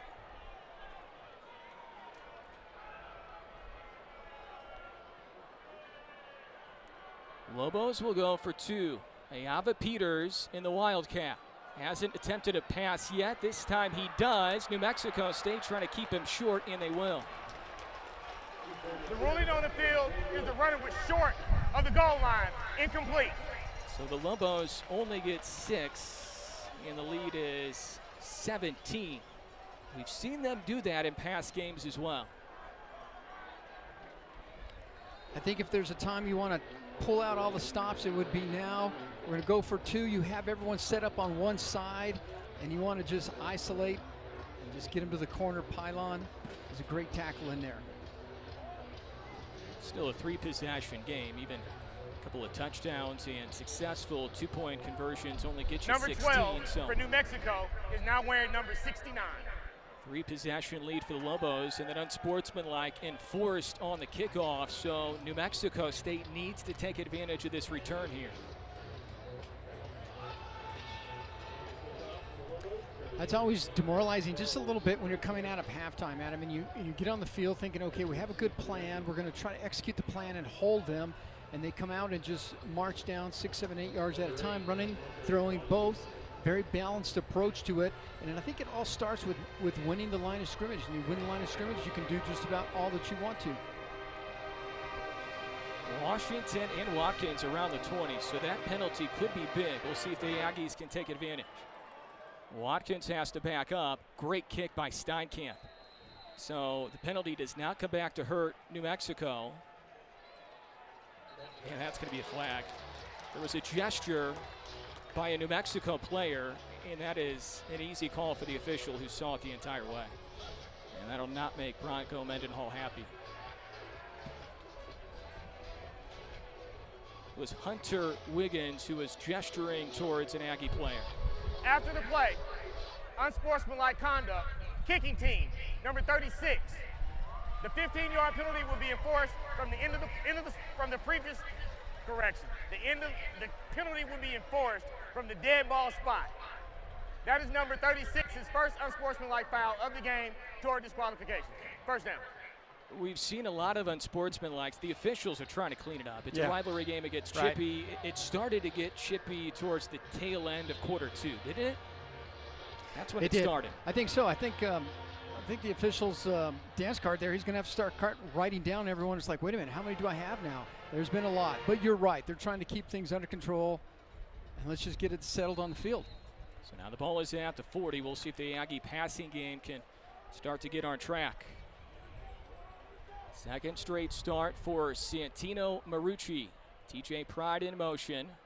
Aggies will hand it off to the freshman on the jet sweep, and he has nowhere to go, far side of the field. Noah Paula Gates, one of the men there to meet him, transfer from Nebraska, as well as Dimitri Johnson, the senior.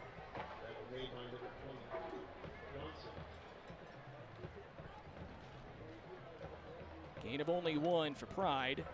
2nd and 9. A lot of time left early on in the third quarter, but it has to start now if you're New Mexico State. It's a 3-score game. Marucci fakes it to McGowan, and he's taken down for a sack. That's the Mike linebacker, Jaden Wilson, his 2nd sack of the year. I think he's going to a receiver to the left there. You can see it maybe at the top of the screen, and they just run into each other. And when they do, it falls down. There's no one else in the pattern, nothing he could do with the ball but eat it, protect it, don't turn it over. Marucci was protected pretty well in that first half by that offensive line, which got a big boost with the return of Kanan Yarrow this week. Still missing Shiaz Pete, the starting left tackle, who's out injured for a 5th consecutive game. Marucci, high throw, good catch. Cordell David at midfield. That's only his 7th catch this year, and that was his most difficult this year. No doubt, the 6'3" receiver gets up, climbs the ladder, and pulls that thing down nice. Now tempo. McGowan on the ground. Aggies had 11 yards per rush in that first half. Now, a big chunk of it was on the 84-yard explosion for McMillan. A good first down run for McGowan as he picks up 7. 2 receivers either side, stacked up, screen pass, low throw towards the shoe tops of David. And that's been a ball that Marucci struggled with. He's had 3 passes on that same play, be low or wide here tonight. And so now it's starting to matter just a bit more, especially when you have to start climbing back in this thing. You can't walk away with nothing on a play, and he just throws that one and gets away from him low in the dirt. Not receptible. 3rd and 3, likely 4-down territory for the Aggie offense. They need the 40. Marucci's going to run for it, and Marucci has the first down. Trying to protect the football. 3 Lobos sandwiched right around him. Santino Marucci, we saw him use his legs pretty effectively last week against Sam Houston, and he does so here for a first down scamper. I think the C's open. Look at it right in the middle there. There's no one there. He breaks 1 tackle, and he knows he just needs a few yards to get the first down, and he's just going to keep it and go get the first down and a little more. Tough yards right there. Jaden Wilson should have had him. Ball is at the 33. Tight end in the right side of the formation is Adam Parks. Motion man Johnson. Washington plunging forward, pushing the pile. Good first down run for Mike Washington. Down to the 27. Danny, you talked earlier this week to me about how important it was getting good yardage on first down this week. And that's the play right there where we're going to get it. So good zone, inside zone a little bit. Everyone blocks down, and it's Washington picking up those extra very important first down that leaves you a manageable second down. Second down and a handful. Isaiah Ruddison, the El Paso native, in at fullback, trying to lead the block for Washington, who spins away from a tackle. And they're going to mark him at the 27, so he only gets 1 yard. 3rd and short coming up.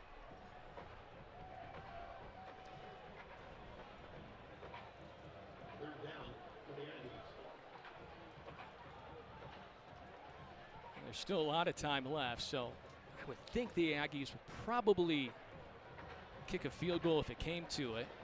It's 3rd and 4 here, but you never know. This could be 4-down territory as well. 3rd down, 4 yards to go.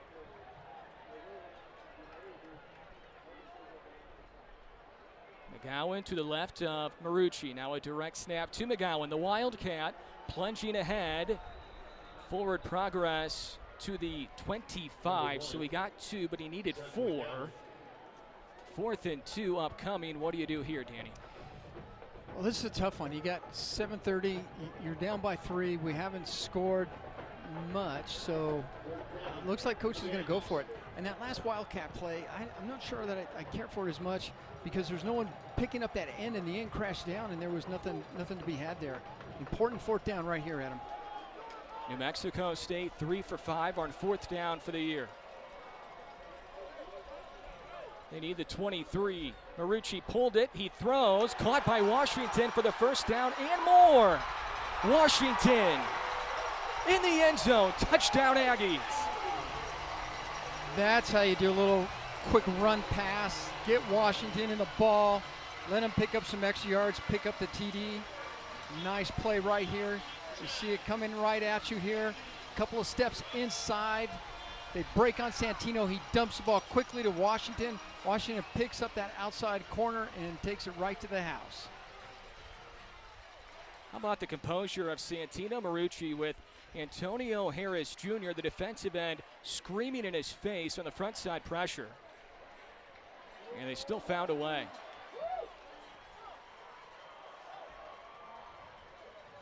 If New Mexico State can find a way to come from behind and win this one, we will go back to that 4th and 2 conversion on the touchdown catch for Washington.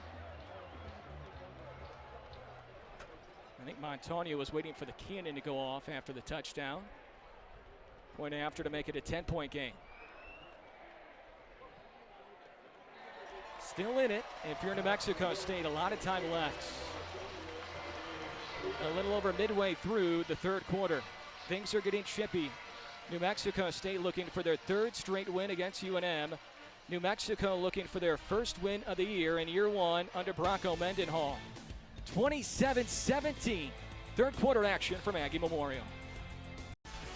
Mike Washington with his first touchdown as an Aggie. Santino Marucci his 2nd touchdown pass of the year. And the Aggies really needed it. 27-17 with 7:06 left in the 3rd quarter. Montaño kicking into the wind, and it's through the end zone. A touchback out to the 25-yard line. That was much needed for a lot of reasons. It was 4th and 2. You needed points at least to get the touchdown. Now you feel better midway through the 3rd. And I know that during the break you said, look, when you get the ball back, you go down there, you score, and you're back in the game. And you got to now muscle up our defense. There's Tony saying, come on, let's go now. Defense, very important. Coach Morris has got to really get that defensive line to kick in and start there and not let anyone bleed through the secondary. Mayaba Peters motion out to the left. Dampier at quarterback looking for Weissong. Single coverage. Covered well by DeCarrick Hobbs, but a flag came in shy of midfield.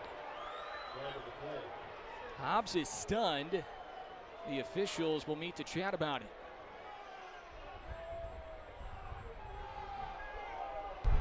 Pass interference.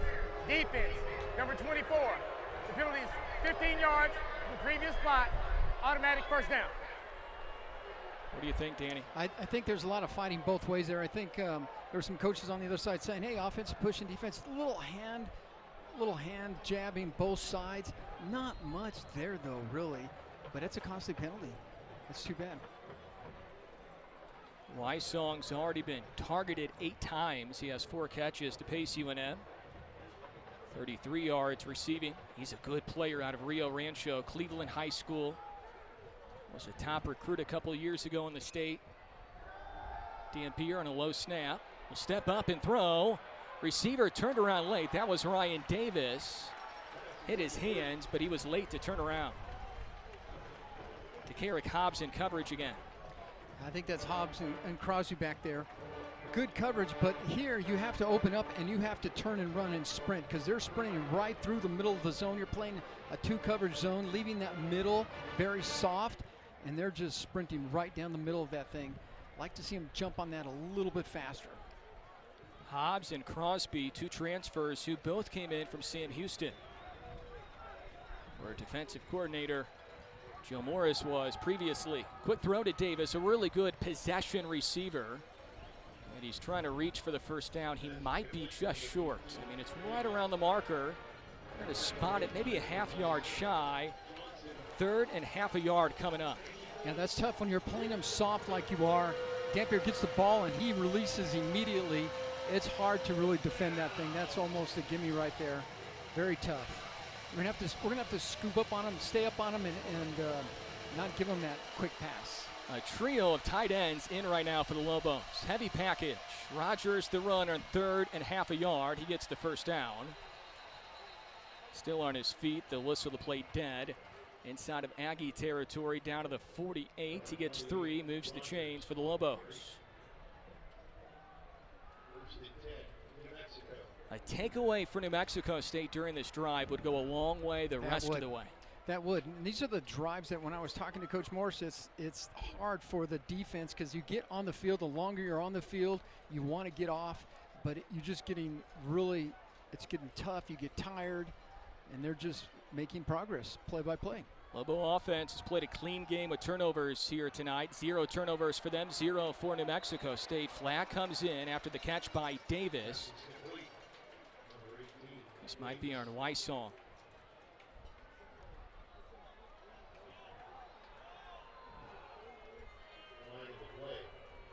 Well, Wysong was the nearest Lobo to it, but Tony Sanchez thinks this might be our New Mexico State. I think so too. I think they pass interference. Offense. Number 15. 15-yard penalty from the previous spot. First down. Okay, so it is on Wysong. That's what I thought all the way, but then the first motion was the other way. Tony Sanchez was confused. Yeah, so they called it there at the top. At your left, your screen, you can see the push-off right there. But when they threw the penalty, threw the flag, they were signaling like it was New Mexico State, and I think Coach Sanchez was not understanding what the penalty was, so they got it right. That's the first mistake Wysong has made all night, maybe all year. He's having a great junior year. Good young player from Rio Rancho. Dampier 9 for 21 through the year, but he has 3 rushing touchdowns. Has really used his legs effectively. Here he goes again, tap dancing, tons of time. Home run ball, and it's caught. Ryan Davis, the UAB transfer. Dampier just had too much time to throw. Well, that's tough right there. If you do not put any pressure on the quarterback, so let's look at the quarterback. Before that, though, he was standing around, and lots of time when you're a pass defender and the quarterback is standing there, it's almost impossible to maintain your coverage on the receiver because they just go back and forth until they break or turn or something, and a big deep pass cost. Davis gets 40 on the catch. Run on first down, tackle made by Josiah Cox, who had 2 interceptions a week ago. Ball carrier was Soljae Mayaba Peters. Mayaba Peters has been used a lot in this game here tonight. 6'1", 200-pound senior. Yeah, I think, Adam, as long as Dampier stays back there and we can't get to him, it's going to be hard to shut this offense down. So we got to figure out a way to get to him, to even force it to throw it quickly. Wysong in motion. They fake the jet sweep to him. Lawson makes the tackle from behind on Dampier. That is such a tough play to defend against because you're worried about Wysong, but then Dampier can pull it and use his legs effectively. Right, and he pours it in there and goes get 3 or 4 yards, and it's a good 4 yards right there. Comes up 3rd and short. And this is so smart for the New Mexico offense. I mean, if it's 3rd and short, 4th and short, 2nd and short, they're going to bring in a couple of tight ends and just try to jam it down your throat. And that's what they're going to do again on 3rd and 2 from the 15. Dampier under center. Right back to Rogers. And he muscles past the 10, down to the 9-yard line. Gain of 6. That's so hard to defend. There's a lot of beef up front there for UNM. There is, and when you're in goal line, everyone's up and every gap is accounted for. If you break the line of scrimmage, you get to the 2nd level in hurries, which we saw. Under center again. They're going to stick with this. Running left, nowhere to go this time for Rogers. Cox was part of the tackle for New Mexico State. Player slow to get up.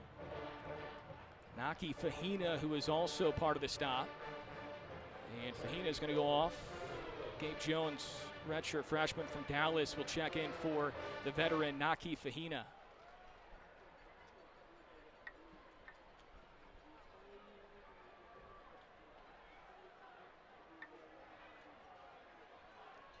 Medford to the top of your screen. Bottom side, Wysong. Tight end is Bruckler.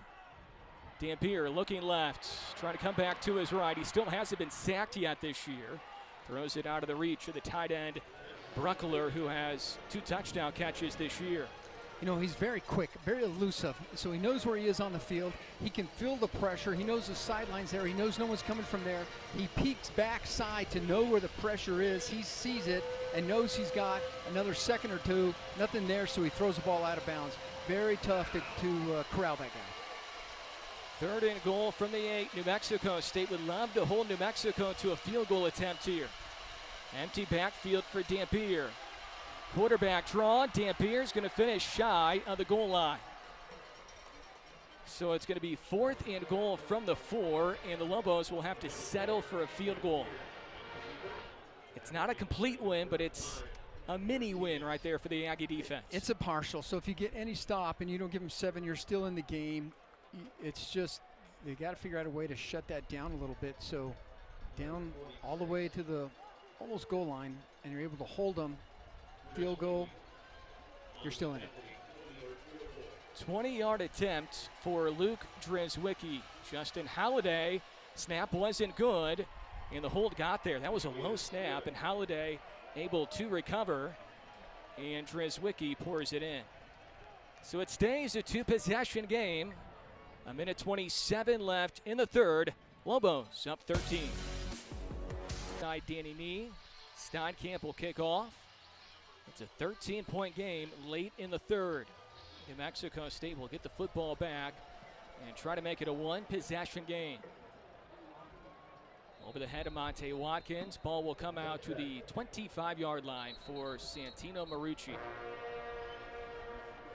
And Marucci, the Wake Forest transfer, who is 7 for 14 for 73 yards, will start his drive when we come back.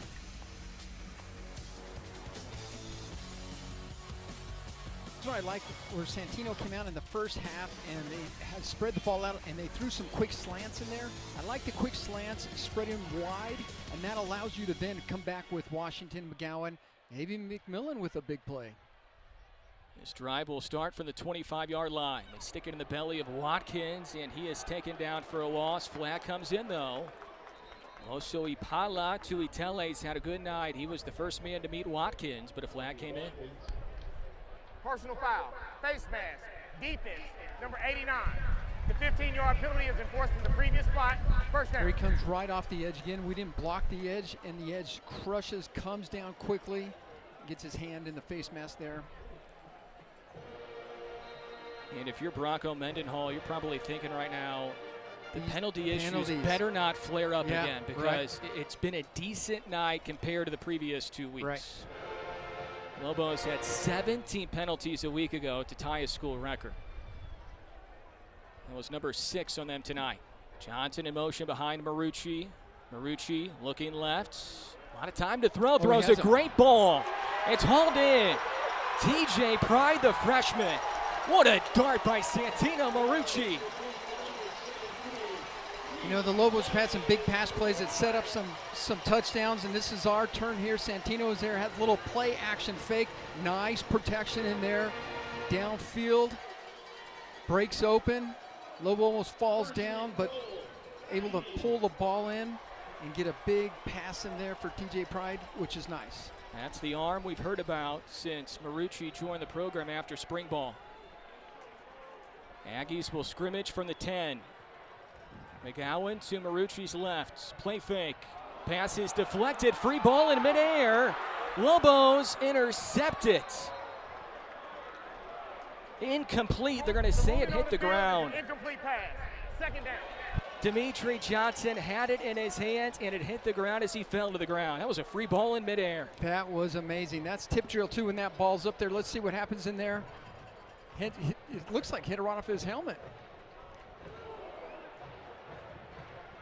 If Marucci doesn't put his head in there. No, you're right. I was just going to say that's Santino sticking his nose in there trying to break that thing up. Johnson had the football and lost it as Marucci came in. The previous play is under review for a potential targeting.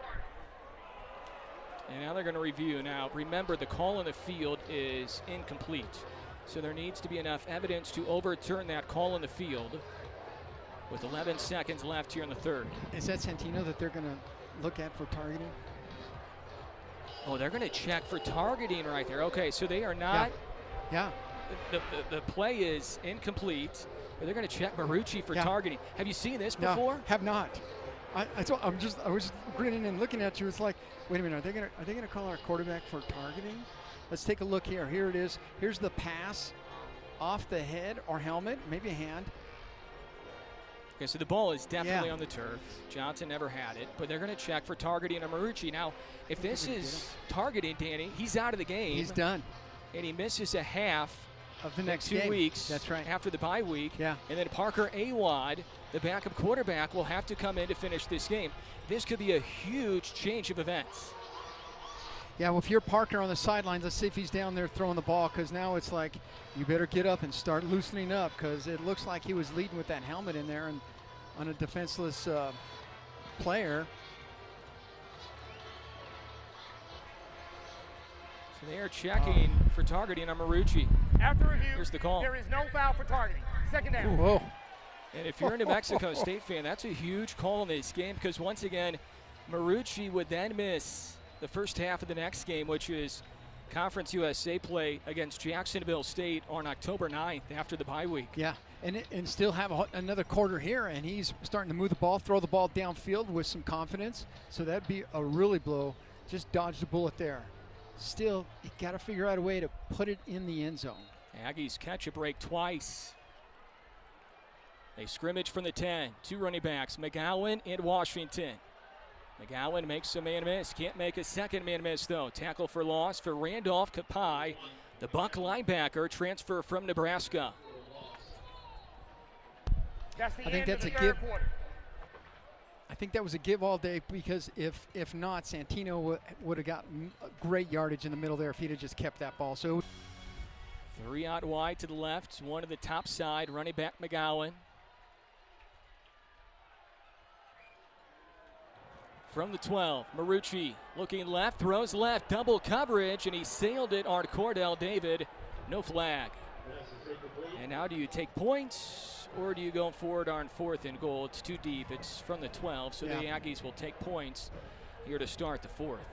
I get that they're trying to get to Cordell, who's a great receiver and have great jumps, but I think he's double, and I'm not sure that he can get to it. And Coach Sanchez is there trying to coach him up a little bit on how to throw that ball. I think he was covered. I think they had two people on him. That wasn't going to happen. 29-yard attempt for Abraham Montano from the far hash, and he's been awfully good all year. So he's 2 for 3, missed from 57, made from 47. This one unofficially from 29. So now New Mexico State within 10. And if you're a New Mexico State fan, you've been asking for a while, just get a stop on defense. Easier said than done against Dampier, but now you really need a couple of stops here in the 4th. Yeah, I think you're down, and this is it. This is 4th quarter time, and I think it's got to start with the guys up front there. So the guys up front haven't had much penetration, and so you got to figure out a way to get in the backfield and create some havoc back there.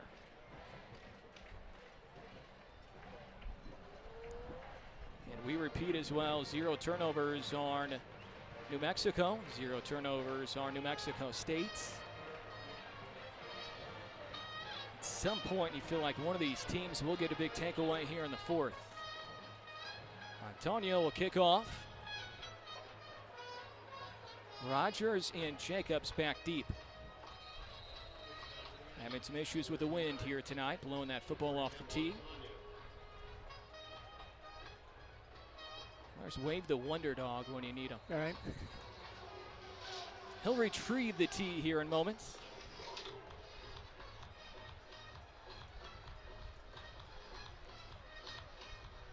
The boot by Montaño. No return for Jacobs.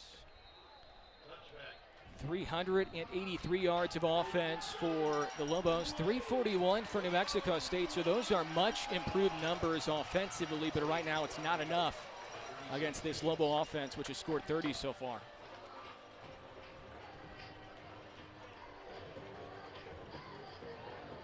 Dampier 10 for 23 for 181, no touchdowns, no interceptions, but he's run for 70 yards and 3 touchdowns on the ground. Also a touchdown run for Rogers. Can the Lobos extend the lead, or can the Aggie defense get a big stop? Hand off to Javen Jacobs. This running game has been awfully good really since the second quarter for UNM. And they continue to run first, pass second against this Aggie defense. Well, if you can get 5 or 6 yards on that first down, it's what you want to do right away. It's like set it up where you get a manageable second down right here. Tight end is Bruckler, lined up wing to the right. 4 receiver look. 2 receivers bunched up to the near side, Trujillo and Davis. Top side, Weissong, and the running back, Jacobs, who's great in the passing game as well. Low snap again. Quick toss, Dampier. Caught. Luke Weissong again.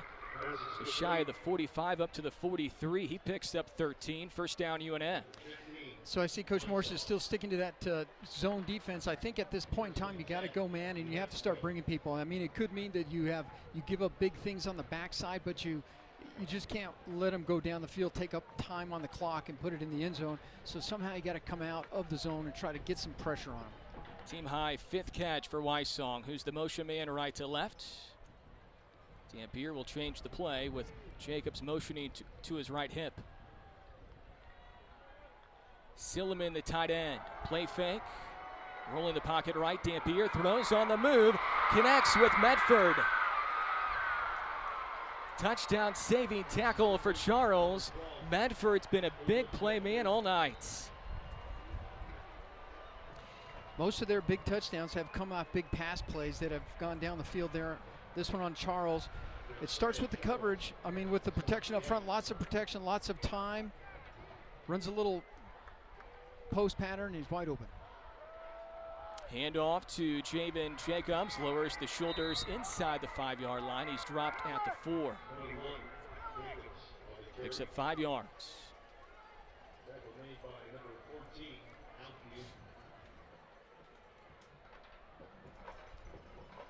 So now it's 2nd down and goal from the 4. 47 yards on that catch for Medford. Transfer from TCU, had a huge year a year ago for the Lobos. Off to a little bit of a slow start before tonight this year during his junior year. He's out of Henderson, Texas. Jumbo package again for UNM. Rogers, the deep back. Handed off to him, trying to find a hole. Crosby got to him first. Second effort for Rogers. Finds the end zone. Touchdown, Lobos. Second rushing touchdown for Nakari Rogers. The big boy package again. A couple of tight ends. Really good blocking, helping Rogers navigate his way into the end zone in the second effort. Yeah, they're owning that line of scrimmage, and when they do, they're able to do that. With jumbo set for sure, but still, when you own the line of scrimmage, you push everyone back and you just push on in for the TD. And this time New Mexico will try an extra point. They will not try for two. Lobos have kept it on the ground for the most part this entire night. But they've also had some big explosion plays through the air. 242 yards passing on just 12 completions for Dampier. Another rushing touchdown, the 5th for UNM. It's Rogers again, 4 yards out. Defense continues to look, posting 36 points with 5 rushing touchdowns. Kickoff into the wind. A head start for Monte Watkins, running left side of the field, trying to break the tackle of Jacobs, and he gets up to the 30-yard line. He had that near side of the field pretty much wide open if he could maneuver around Jacobs. It always looks like there's just one guy that you can't get past, and it did that case there, and but good return anyway. So see what the offense can do. It's technically a 2-possession game, but you would need the 2-point conversion on both touchdowns. So a long way to go, and it all starts in this drive right here. New Mexico State needs touchdowns, not field goals, the rest of the way. Pistol back McGowan, quarterback Marucci. He's played the entire game. Transfer from Wake Forest after 3 years with the Demon Deacons. Hooks up with Cordell David, his second catch. Had a big third down catch earlier, and he gets up near the 40 to the 39. Gain of 7 for David on first down. Yeah, I like those quick passes, especially if they're playing off those receivers a little bit. Just if they're giving you 5, just take 5.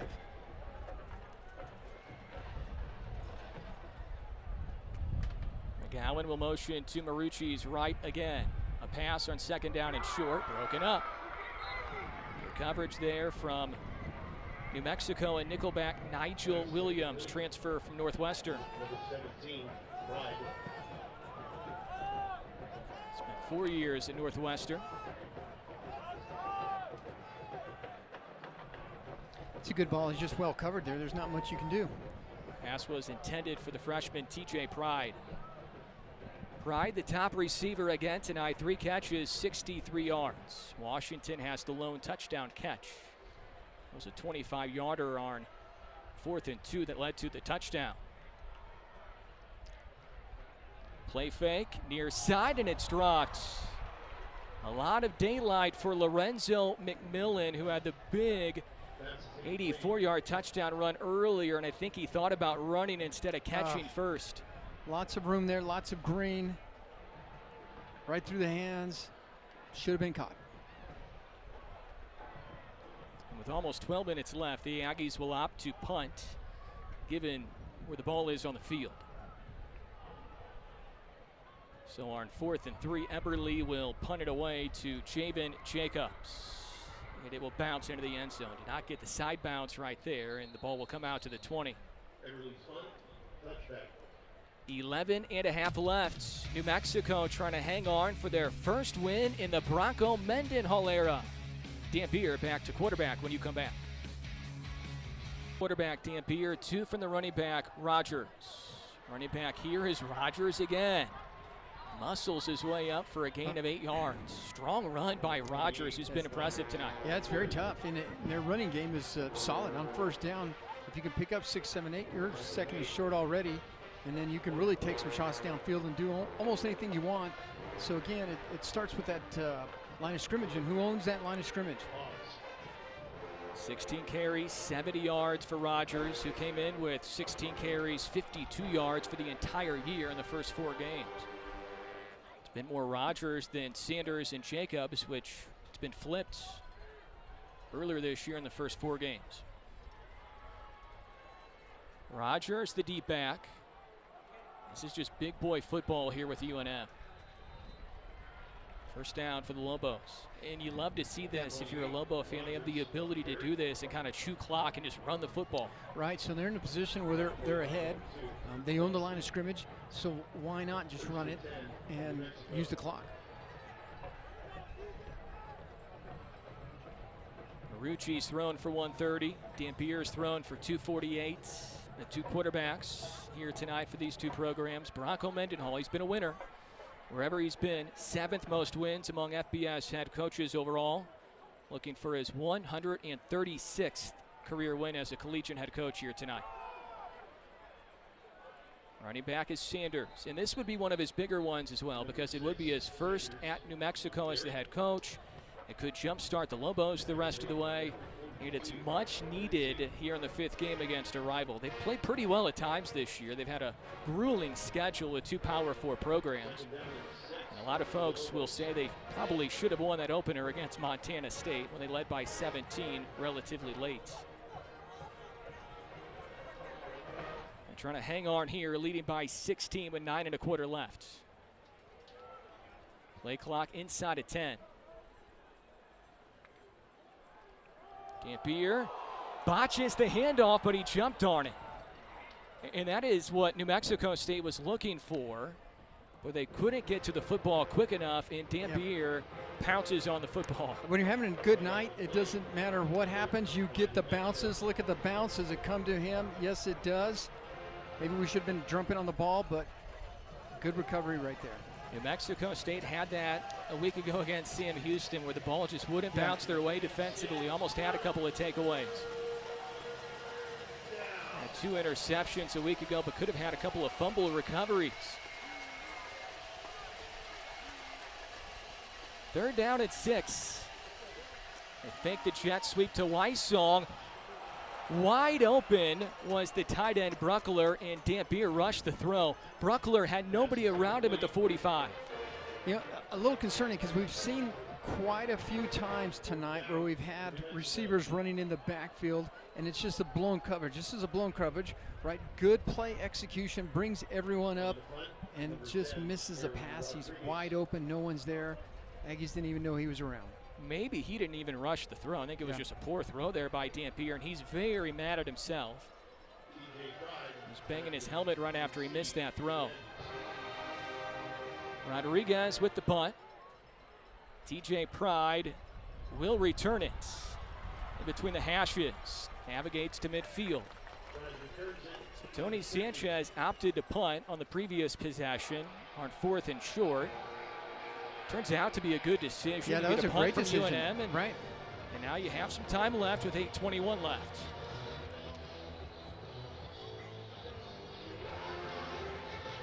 And you got to put something together quickly, though, right? So now the clock is not your friend, and you got to make sure you start getting some plays, some big chunk plays downfield.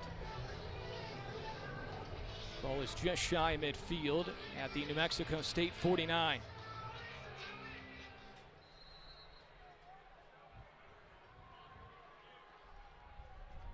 Big drive for Marucci. The tight end parks in motion. Lobos blitz. Run straight up the gut for Washington. He spins down to the Lobo 45 as he gets 6. It's been a good night for the running game. Over 8 yards per rush. I know it's skewed a bit by the McMillan 84-yard run, but overall it's been a pretty good night. Yeah, they've shown, Coach said he wanted to come out and run the ball, and he has. He's done quite well running the ball, especially if you can have some quick passes like he did early on in first half. Opens up that run, really nice. 2 running back look for now. Washington to the right. McGowan will motion to the right. Marucci hit hard as he throws. It's caught by McGowan. Bounces off a Lobo. Stays on his feet inside the 30. He's still on his feet inside the 25. And Marucci was absolutely blasted on the throw. Way to hang in there, Santino, and get the ball out to McGowan. And how about his determination once he has the ball? He's bouncing into everyone, spinning. It's like, if you did not tackle me, I am not going down. Let's take a quick look. Here's the blitz. It's coming. Santino takes a pop, low throw, and he still is able to hang on to it. And then after that, it's yards after catch, and I'm just going to keep motoring away. Player down for New Mexico State is P.J. Johnson. It sure looks like what we've seen this year. McGowan is going to have the chance to play at the next level on Sundays. I mean, he is a high-level running back. He doesn't need a lot of breathing room. Yeah. He's pretty good in the passing game as well. I think he was running over everyone, and I think he also ran over P.J. on that one as well. Yeah. It's a 21-yard explosion on the catch and run for McGowan, and you said it perfectly, Danny. Way to hang in there if you're Santino Marucci. Front side pressure got to him, but still put it on the money for McGowan to do something with it. There's time left. A little over 7 minutes left. 16-point game. So you can call it a 2-score game, but You would need the 2-point conversion twice. And now a flag comes in. Illegal substitution. Offense. 5-yard penalty. Second down. Yeah, there was some confusion there in the Aggie bench area. McGowan was late to get off, and it's going to be costly as it pushes the Aggies back 5 yards.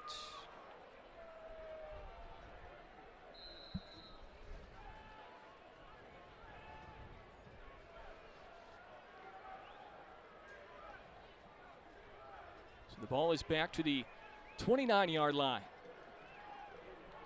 Play fake, Marucci with time to throw towards the end zone, and that's going to be pass interference. Cordell David was tangled up with 2 Lobos, I believe. Noah Paula Gates, the star corner, was one of the guys there, number 2 in white.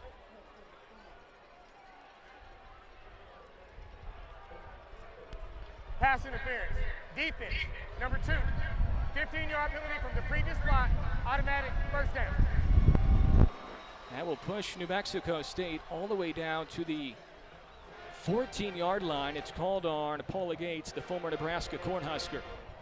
You know, it's double coverage, and he's still throwing the ball in double coverage. I think we need those big chunk plays there. He's trying to get across. You can see he's trying to make his way across the back of the end zone or towards the end zone like in a post pattern, and just got held up. And the Wildcat, Mike Washington, the running back, takes a direct snap, plows ahead, trying to get down to the 10. He does. He gains 4 on the first down run.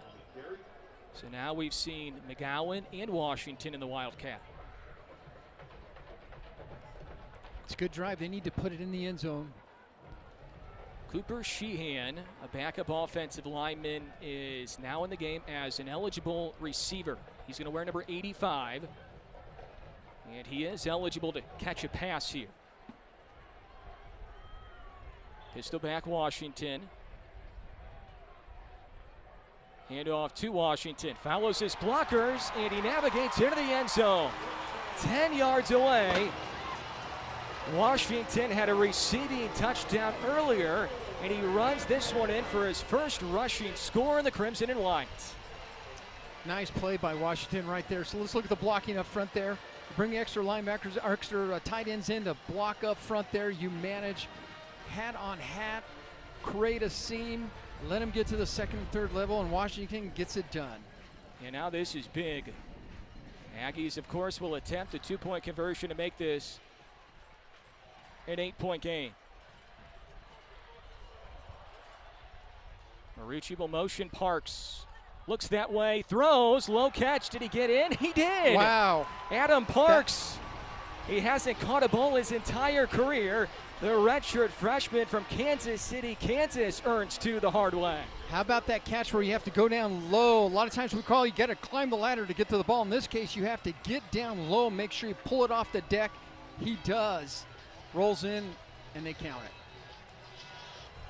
Last week it was a career day for redshirt freshman tight end Jerry Lydia. They're going to review it just to see. And now today, Parks for now makes the catch for a 2-point conversion. We'll see if it holds up. It's a huge call. I mean, if it holds up, then you're looking at an 8-point game. If it doesn't, then it's a 2-possession game for sure. I think his knee is down, Danny, when he makes that catch shy of the goal line. Yeah. Yeah, I think he's going to be. You felt that way. Yep.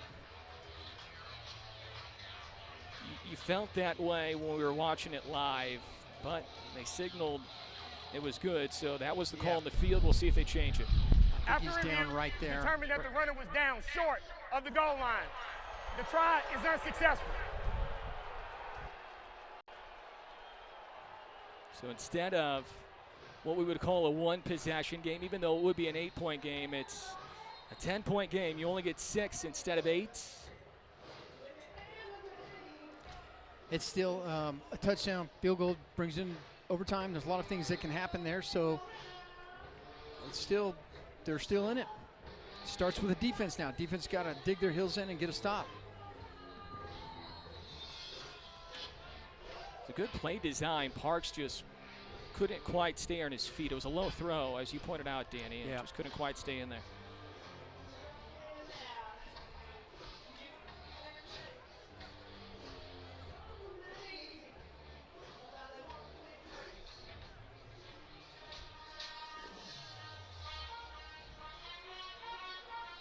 Antonio, the kicker. Looks like New Mexico State will try an onside kick with 6:09 left.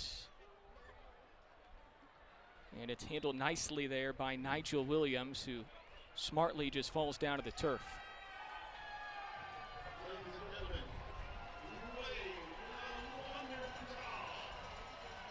This New Mexico offense has been impressive again. 475 yards of total offense, so now 440 plus for them in 4 straight games. And we can see why they're averaging almost 30 points a game with Dampier and this explosive offense, which has turned to the running game for the most part here in half 2. But there's been explosion plays in the passing game mixed in. The Aggie D-line stands tall on that run. It's going to be for a half-yard loss there for Nakari Rogers. And it's just clock now, right? So clock management, good stop. You still have to stop them if you're the Aggies. You got to put a hat down there and don't give them any extra yardage. Make them earn each first down as the clock ticks away.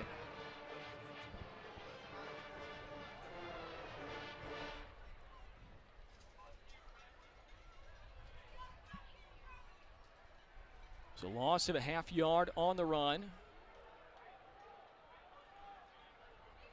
Sanders will motion out wide as a wide receiver. So an empty backfield look for Dampier, who throws, and I think he might have hit the back of Keontae Glinton. Glinton was turned around. The ball, I believe, hit him in the back. I think if Glinton would have been looking back towards the quarterback, he might have been able to pick that. There's a quick toss outside there. So let's see it right here. Quick toss outside, little out pattern. I'm not sure who he was throwing it to. Kind of in between both. Yeah, I guess Sanders, it did not hit Glinton in the back, but it almost hit him in his hands. Just wasn't ready for it. 3rd and 10. Sweet play. Big run for Javen Jacobs. He gets by Glinton, and he runs it in. 49 yards away for the Lobo touchdown. Their 6th rushing touchdown in the game.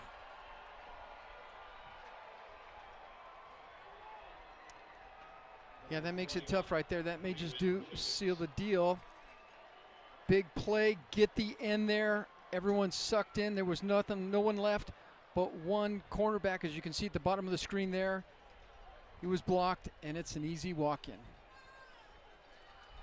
Another really good play design by the Lobos. This is a tough offense to defend against. Unpredictable. They mix it up well.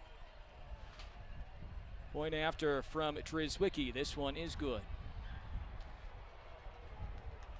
So it is a Lobo lead of 43-26 now, as they put that point up on the scoreboard. 43-26, 17-point game. If you get a stop right there, you have a number shot. 12, the Lobos yeah. to punt. Right. You got a shot. Now wearing number 69. And now it's a 17-point Lobo lead, and things are starting to dwindle away if you're New Mexico State. And it looks like Bronco Mendenhall and UNM could be well on their way to their first win of the season. He kicked the ball onside, so this is a gamble. Coach knows it, and so if they get it, they're going to be in a short situation. But you still have to depend on the defense to make a stop no matter what, and just couldn't do it. So tonight, the defense, I think that line of scrimmage we just couldn't hold, and it's made a difference.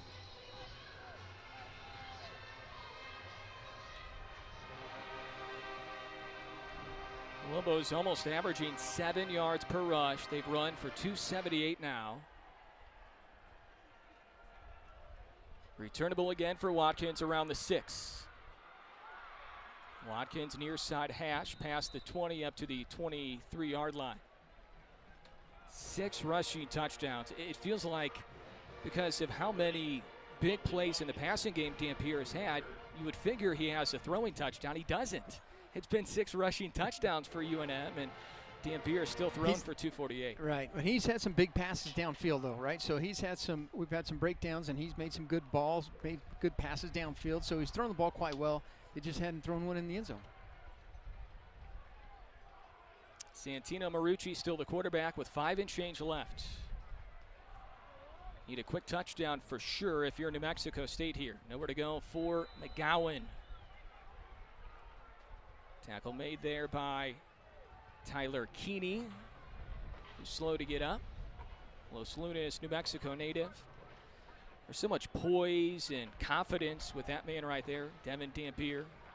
Like a seasoned vet, even though he only made one start a year ago, and this is his first year as a full-time starter. Marucci dropping back to throw. Gets by Kapai, and he throws it over the head out of bounds of Cordell David. 3rd down and 10.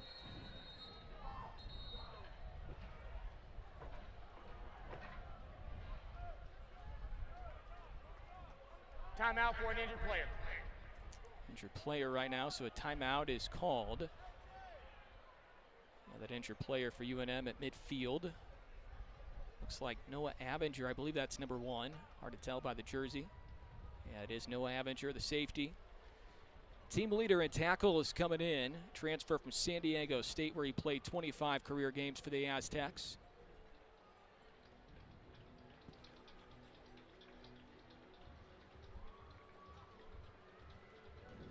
So he will head off to his sideline on the far side of the field.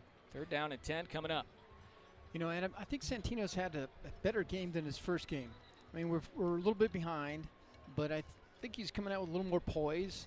I think he's a little more control of the offense, made some good throws downfield. We just needed a few more of them, but he's done a good job back there. And I think anybody could tell you, too, the record for UNM coming in deceiving. That was not an 0-4 football team coming in. 2 Power 4 opponents. They played Auburn tough for a while, played Arizona tough for a while. Probably should have defeated Montana State in the opener, and then a penalty play game against Fresno State a week ago. Cordell David makes a man miss. He's had a good night tonight, just shy of the 40, up to the 38. Gain of 14 for a 1st down. That's his 3rd catch. That's a good sign for this offense going forward. The best game David's had all year. Fresh set of downs for Marucci, rolling right, throwing it downfield, single coverage. It's caught out of bounds by Jarick Lowe. Covered nicely by Paula Gates.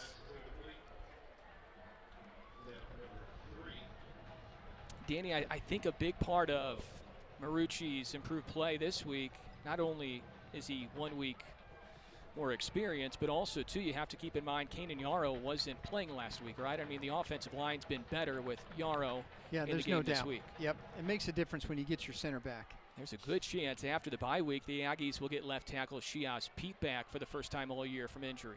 And that would be big news. Pocket holds. Marucci, Jarick Lowe overthrew him. Had him right around the 6, and Lowe just could not get to the football. He had him by a step and a half. Roughing the passer. Defense. Number 17. 15-yard penalty from the previous spot. Automatic 1st down. That is on Okiki Olorun Funi, transfer from Weber State out of Clovis, California, called for roughing the passer.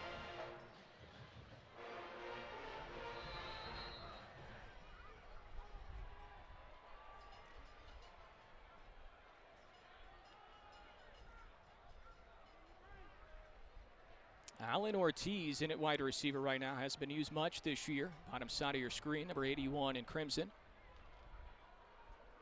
Handoff goes to Washington. Washington inside the 35, breaks a tackle, lowers the shoulders at the 30. And he's really coming on here in the 4th, Danny. He has. We run the ball well. Had some good ones. We just get behind to score a little bit and had to throw the ball a little bit more. But Washington's has a good night. Seth McGowan's had a good night. I mean, there's some good positives. Going into the year, this is how New Mexico State thought they could run the football, with Washington and McGowan. Sprinkle in Watkins, and tonight McMillan as well for his 84-yard touchdown run. It helps out the passing game for sure when you can effectively run the football. Play action fake to Washington. Marucci throws out of the reach. Parks, the tight end, through his fingertips. High throw, but he's a big target at 6'4", 245. He is, and I think if you look back at it here, this is a good. It's not a bad ball, maybe a little bit more, but got to get up there and try to pull that down. That's an important play right there. It's a 17-point lead for New Mexico, so it's a 3-possession game right now with 3 and change left here in the 4th. Hand off to McGowan. McGowan inside the 25. McGowan near sideline, running hard again all the way down to the 15. And there's just no quit in that, right? So once he gets out there, it's like running angry. He's getting in front there, and if anyone wants to step in front, he'll just step on you and keep going.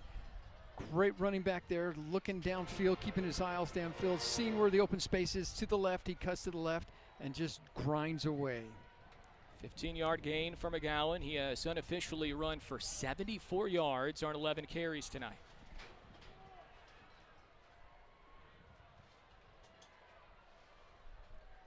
Marucci throws it in the end zone behind Cordell David, and yeah, Danny, he had him open. He had him. Cordell had a receiving touchdown against the Lobos 2 years ago, and nothing he could do about that one. He tried to rearrange where he was going.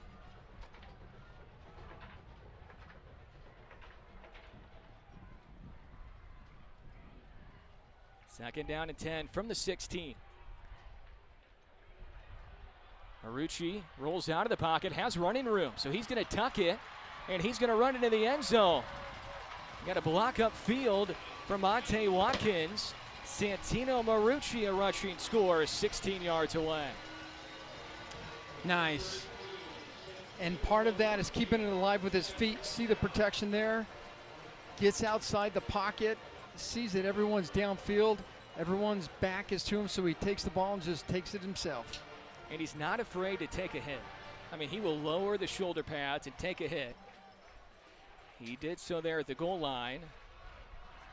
And now Montano to make it a 10-point game. Then he'll have to try an onside kick for a second time after this. Yeah, there's a lot to be happy about and positive about going into the bye week regarding the offense. And regarding the defense, Danny, I think it's hard to gauge how much of it is the Aggie defense or how much of it is a pretty good Lobo offense. It's a pretty good Lobo offense. They've done quite well. I mean, maybe there is some with defense. We've got to get some players in the right spot. A lot of breakdowns that I'd like to see cleaned up in terms of, well, this guy kind of snuck through, and all of those things matter. There's some penalties that hurt us at some times there as well. But, yeah, I think defensively they're there. We just got to get it cleaned up even more. Offensively, I think Santino is coming to his own there. Like to see that. He's going to put points on the board all through the year, so that'll be a great help. This is the most complete offensive game New Mexico State has played this year, I even think going so. back to the opener against SEMA. I think so. So the Aggies will have to try an onside kick, and if the Lobos recover, they can chew the clock down and head back to Albuquerque with their first win against New Mexico State since 2021. And for the second time, it's Williams to handle the onside kick. So that will all but do it. Clean game for the Lobo offense, and turnovers-wise, a clean game for the Aggie offense. No turnovers either side. The officials did a pretty good job of cleaning up the game in the second half when it got chippy. 15 combined penalties in the game, a number of unsportsmanlike penalties, which is what you usually see in a rivalry game. Bronco Mendenhall is going to win a lot of games in Albuquerque, and I think they're going to win a handful of games at least this year. I feel like there's a lot left in the tank for that Lobo team. They're going to compete in the Mountain West this year. Dan Pierre will hand it off to Rogers, trying to run through Keontae Clinton and DeMarcus Crosby. A lot of coaches will say, we want to win the game up front, and if we can win the game up front, we'll win the game overall. And tonight, the Lobos are winning the game up front, running the football. They have that line of scrimmage, the offensive line of scrimmage. They own it, and so with that, there's a lot you can do. You can pass, you can continue to run. I think they used the run to set up the pass nicely, but they've had a complete game, both running and throwing the ball. 2-minute timeout. 2-minute timeout. 43-33. Nearly 540 yards of total offense tonight for UNM. They'll try to finish it off when we come back. The Lobos will just run out the clock. They're going to run the football here with Rogers, and if you're in New Mexico State, you want to keep them out of the end zone. You don't want to break down here. The Lobos just try to Run out the clock. They get a first down on that run by Rogers. He's one of the MVPs tonight for UNM. New Mexico State. They're first. 30 seconds. Sanchez will use a timeout here with 1:54 left. Rogers 20 carries, 85 yards before that run right there, and a couple of touchdowns. And he's not somebody we were really talking about coming into the game. It was Sanders and Jacobs that gained more attention in the backfield for Bronco Mendenhall. Yeah, I think they've just had a great running game set up, and really just Rogers has just been able to utilize everything that's in front of him. They win that line of scrimmage, big holes there, and he's just pouring it on. He's at 93 now, so just shy of 100. Jacobs with 80 on the ground. He had 50 of those on one play. And Dampiers run it in the end zone 3 times, 70 yards on the turf for Dampier. He's thrown for 248. Right back to Rogers. Gets away from a shoestring tackle, and Rogers is going to run in the end zone. So a 29-yard scamper on the touchdown run for Rogers to put the exclamation point on for UNM.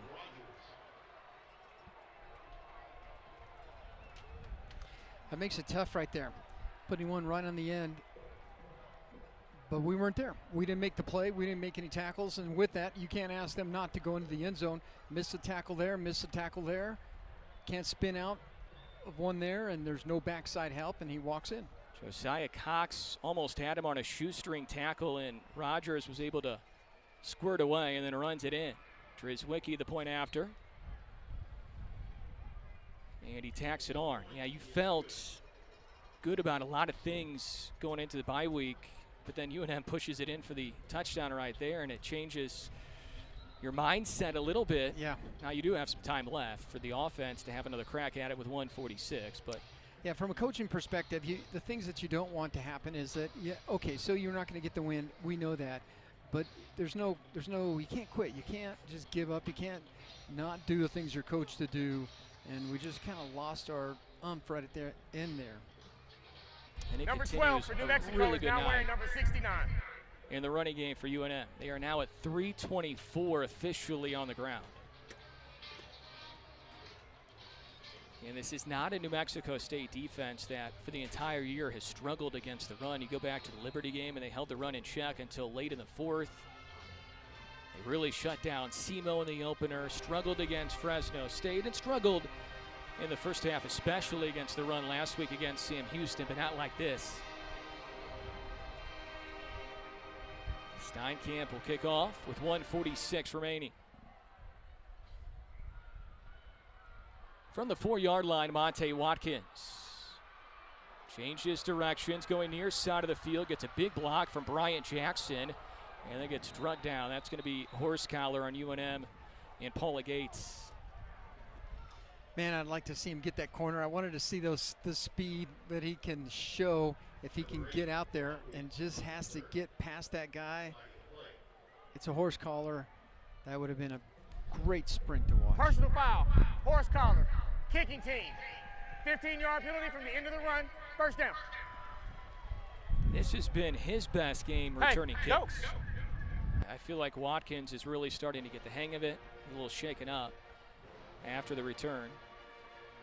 Yeah, it sure feels like, Danny, he'll crack 1 or 2 by the end of the year. Right. I think it's a great idea to put him back there, get him more touches with the ball, and get him running in open space. It gives you that Jason Huntley feel at times where you feel like he's going to break it loose for a touchdown. So 1:38 to play with. New Mexico State already inside Lobo territory as they scrimmage from the 49. Trying to lead with a good taste offensively. Hooking up with Johnson is Santino Marucci, so P.J. Johnson with the catch. That's only his second catch tonight.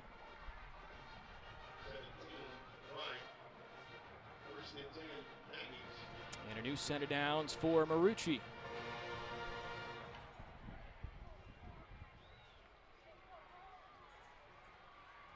Statistically, the best game of the year for Santino Marucci. Almost had a couple of interceptions, but none in the stat sheet tonight. Drops back to throw on 1st and 10. Trying to connect with Johnson again. And threw it out of his reach near the goal line. Yeah, I think that's one, if you miss, you're going to miss wide into the outside towards the sidelines, which he did. I just, Santino is just looking very relaxed back there. Looks like he really has his wherewithal in terms of the offense and what we're doing there. They posted 33 points. That's pretty good. They're moving the ball. He's run the ball. He's thrown the ball well. I think he's had a very good game. And these reps for him in game action, despite the score, they're good for him down the stretch. He needs them. Hasn't played a lot of football on the field during his career.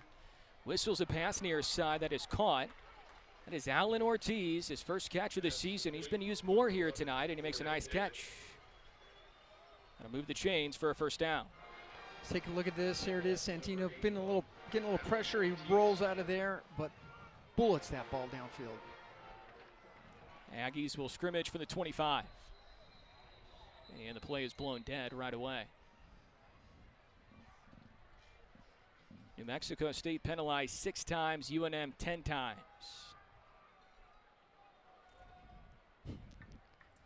Referee Rory Bernard says, relax, I'll have the call here in a moment.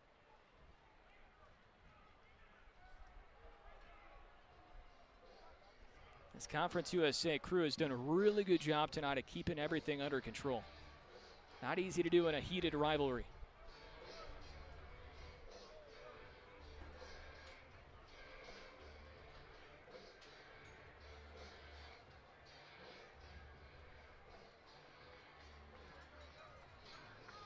Offside, defense, number 3. 5-yard penalty, still first down. The clock will start on my snap. Seems like a long time to call the offsides there, wouldn't Yeah, it? It was like, what else was going on there? That's our safety, David Murphy.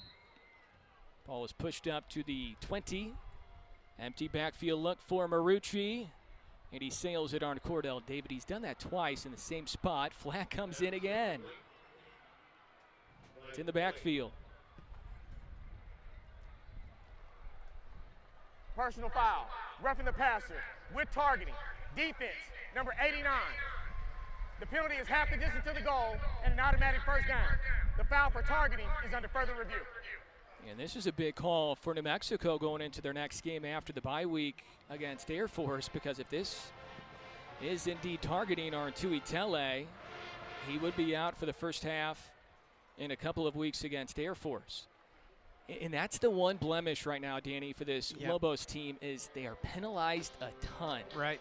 And against good teams, you can't get penalized 12 times here tonight. And that gives them 57 for the year and 45 in the previous 3 weeks. It's hard to win football games, especially on the road, when you do that. I'm all for being aggressive. I'm all for playing with your hair on fire defensively.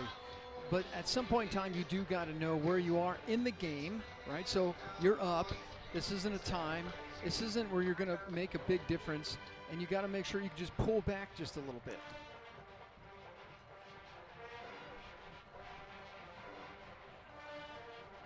Tuitele, the sophomore from Aurora, Colorado, transfer from California, Berkeley. He's had a good game overall tonight, but this would really sting for UNM if it's targeting. There is no foul for targeting.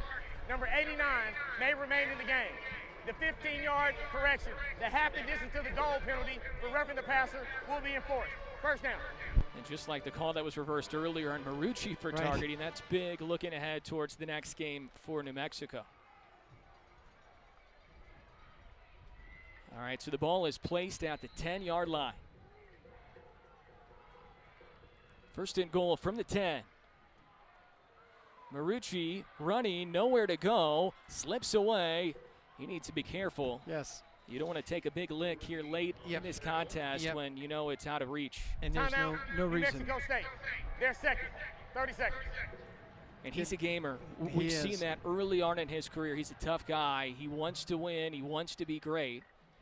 And he's doing everything he can right now to get it back in the end zone and leave with a positive result, at least with how you finish the game here tonight. Right, but again, once again, you have to remember where you are in the game. So if it gets down to this and you see that you're blanketed, there's 4 guys around you, there's no use trying to fight for 1 more yard, and that's when the injuries happen. So just fall down, take the sack, take the tackle for a loss, and then go to the next play.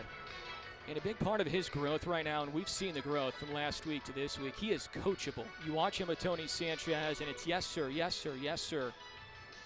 He's trying to do those things that Tony is coaching him on to have success. So now the ball is at the 12. Second and goal after the sack. Marucci hit as he throws. Cordell David trying to climb the ladder, and pass interference is going to be called on New Mexico. And Marucci took another big hit. And he is slow as he walks around, heading back towards the huddle. It's going to be on David Murphy. Pass interference. Defense, number 3. The foul occurred in the end zone. Ball will be placed at the 2-yard line. Automatic first down. Pretty good ball thrown there by Marucci. He took a big hit, but a legal hit by Jaden Wilson. I mean, it was just a good tackle by Wilson. Give him credit. He's going to have a little time in the trainers area tomorrow, Santino. He's taking some pops. So now it's first and goal from the 2. Washington, the running back, already has 2 scores in the game. Make it a third. Second rushing touchdown for Washington. He also has a receiving touchdown. And then a late flag comes in after the play. This is still chippy despite the score. This was after Washington went in. After the play, unsportsmanlike conduct. Defense, number 55. That's his first unsportsmanlike foul of the game toward disqualification. The penalty will be enforced on the kick. Jr. Will play for try. Chicago native, transfer from FCS Indiana State, who gets called for the unsportsmanlike. And it's not just penalties overall for UNM, a lot of unsportsmanlikes in the game as well. Number 96's helmet came off, and he must leave for 1 play. So that will be a talking point again, I'm sure, for Bronco Mendenhall. I'm sure that's been a big talking point the entire year. Breakout game for Mike Washington. 2 rushing touchdowns and a receiving touchdown. He now has 13 carries for 54 yards and a 25-yard touchdown catch. New Mexico State makes it a 10-point game. So looking ahead towards the future, Danny, down the road, and you have a lot of conference games left. You're starting to get Washington and McGowan both playing well in the backfield, and that offensive line is getting healthy. That's a positive towards the future. And you have a quarterback that's coming into the game, and his play is getting better. Santino's looking very relaxed back there, running the ball, throwing the ball. I think it's all coming together. If you can get some of those offensive linemen back, I think you're going to be able to start winning some games. So the offense is on track. Got to get some things cleaned up, but they're there. Great calls, some different calls that I really like from our offense this tonight. Defensively, we got to get some things cleaned up, Adam. We can't bleed for 50 and expect to win games. To put this into perspective, the offense only had 18 combined points in the previous 10 quarters of football, going all the way back to that Liberty game in game number 2. They've scored 40 tonight, and they've accumulated almost 500 total yards. So there's improvement there. And you can point to Marucci being a little more seasoned game to game, and the running backs playing well with a healthy offensive line. Onside kick will roll out of bounds, and of course the penalty flag comes in because of that. That's the reason for that marker.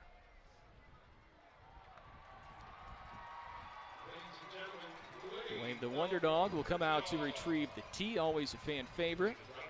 I think both fan bases can appreciate that.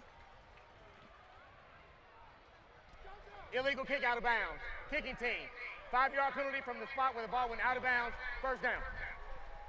So now UNM can take a couple of knees here and head back to Albuquerque with their first win since 2021.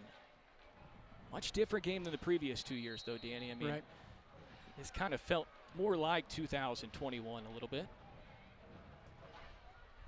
That one wasn't this high scoring, but similar to this.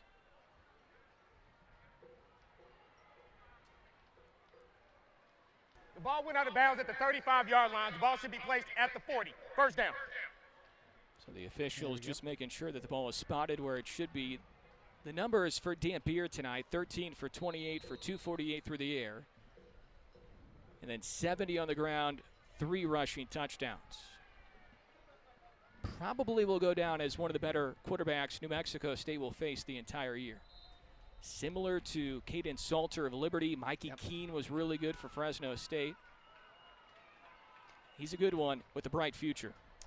Yeah, certainly what part of the keys were try to stop him, try to not let him out, contain him, try to really keep him under wraps. But he still was able to scramble around, quick, fast, elusive, run the ball, threw the ball downfield quite well. Very good game. New Mexico State just couldn't find a way to get those stops in the second half, especially the fourth quarter. The Aggies end up posting 23 points in the fourth, but the Lobos score 20. It's a 21-10 game at halftime, and we had a lot of scoring in the final 30 minutes tonight. So Bronco Mendenhall, a handshake with Tony Sanchez at midfield. First win for Bronco Mendenhall as the Lobo head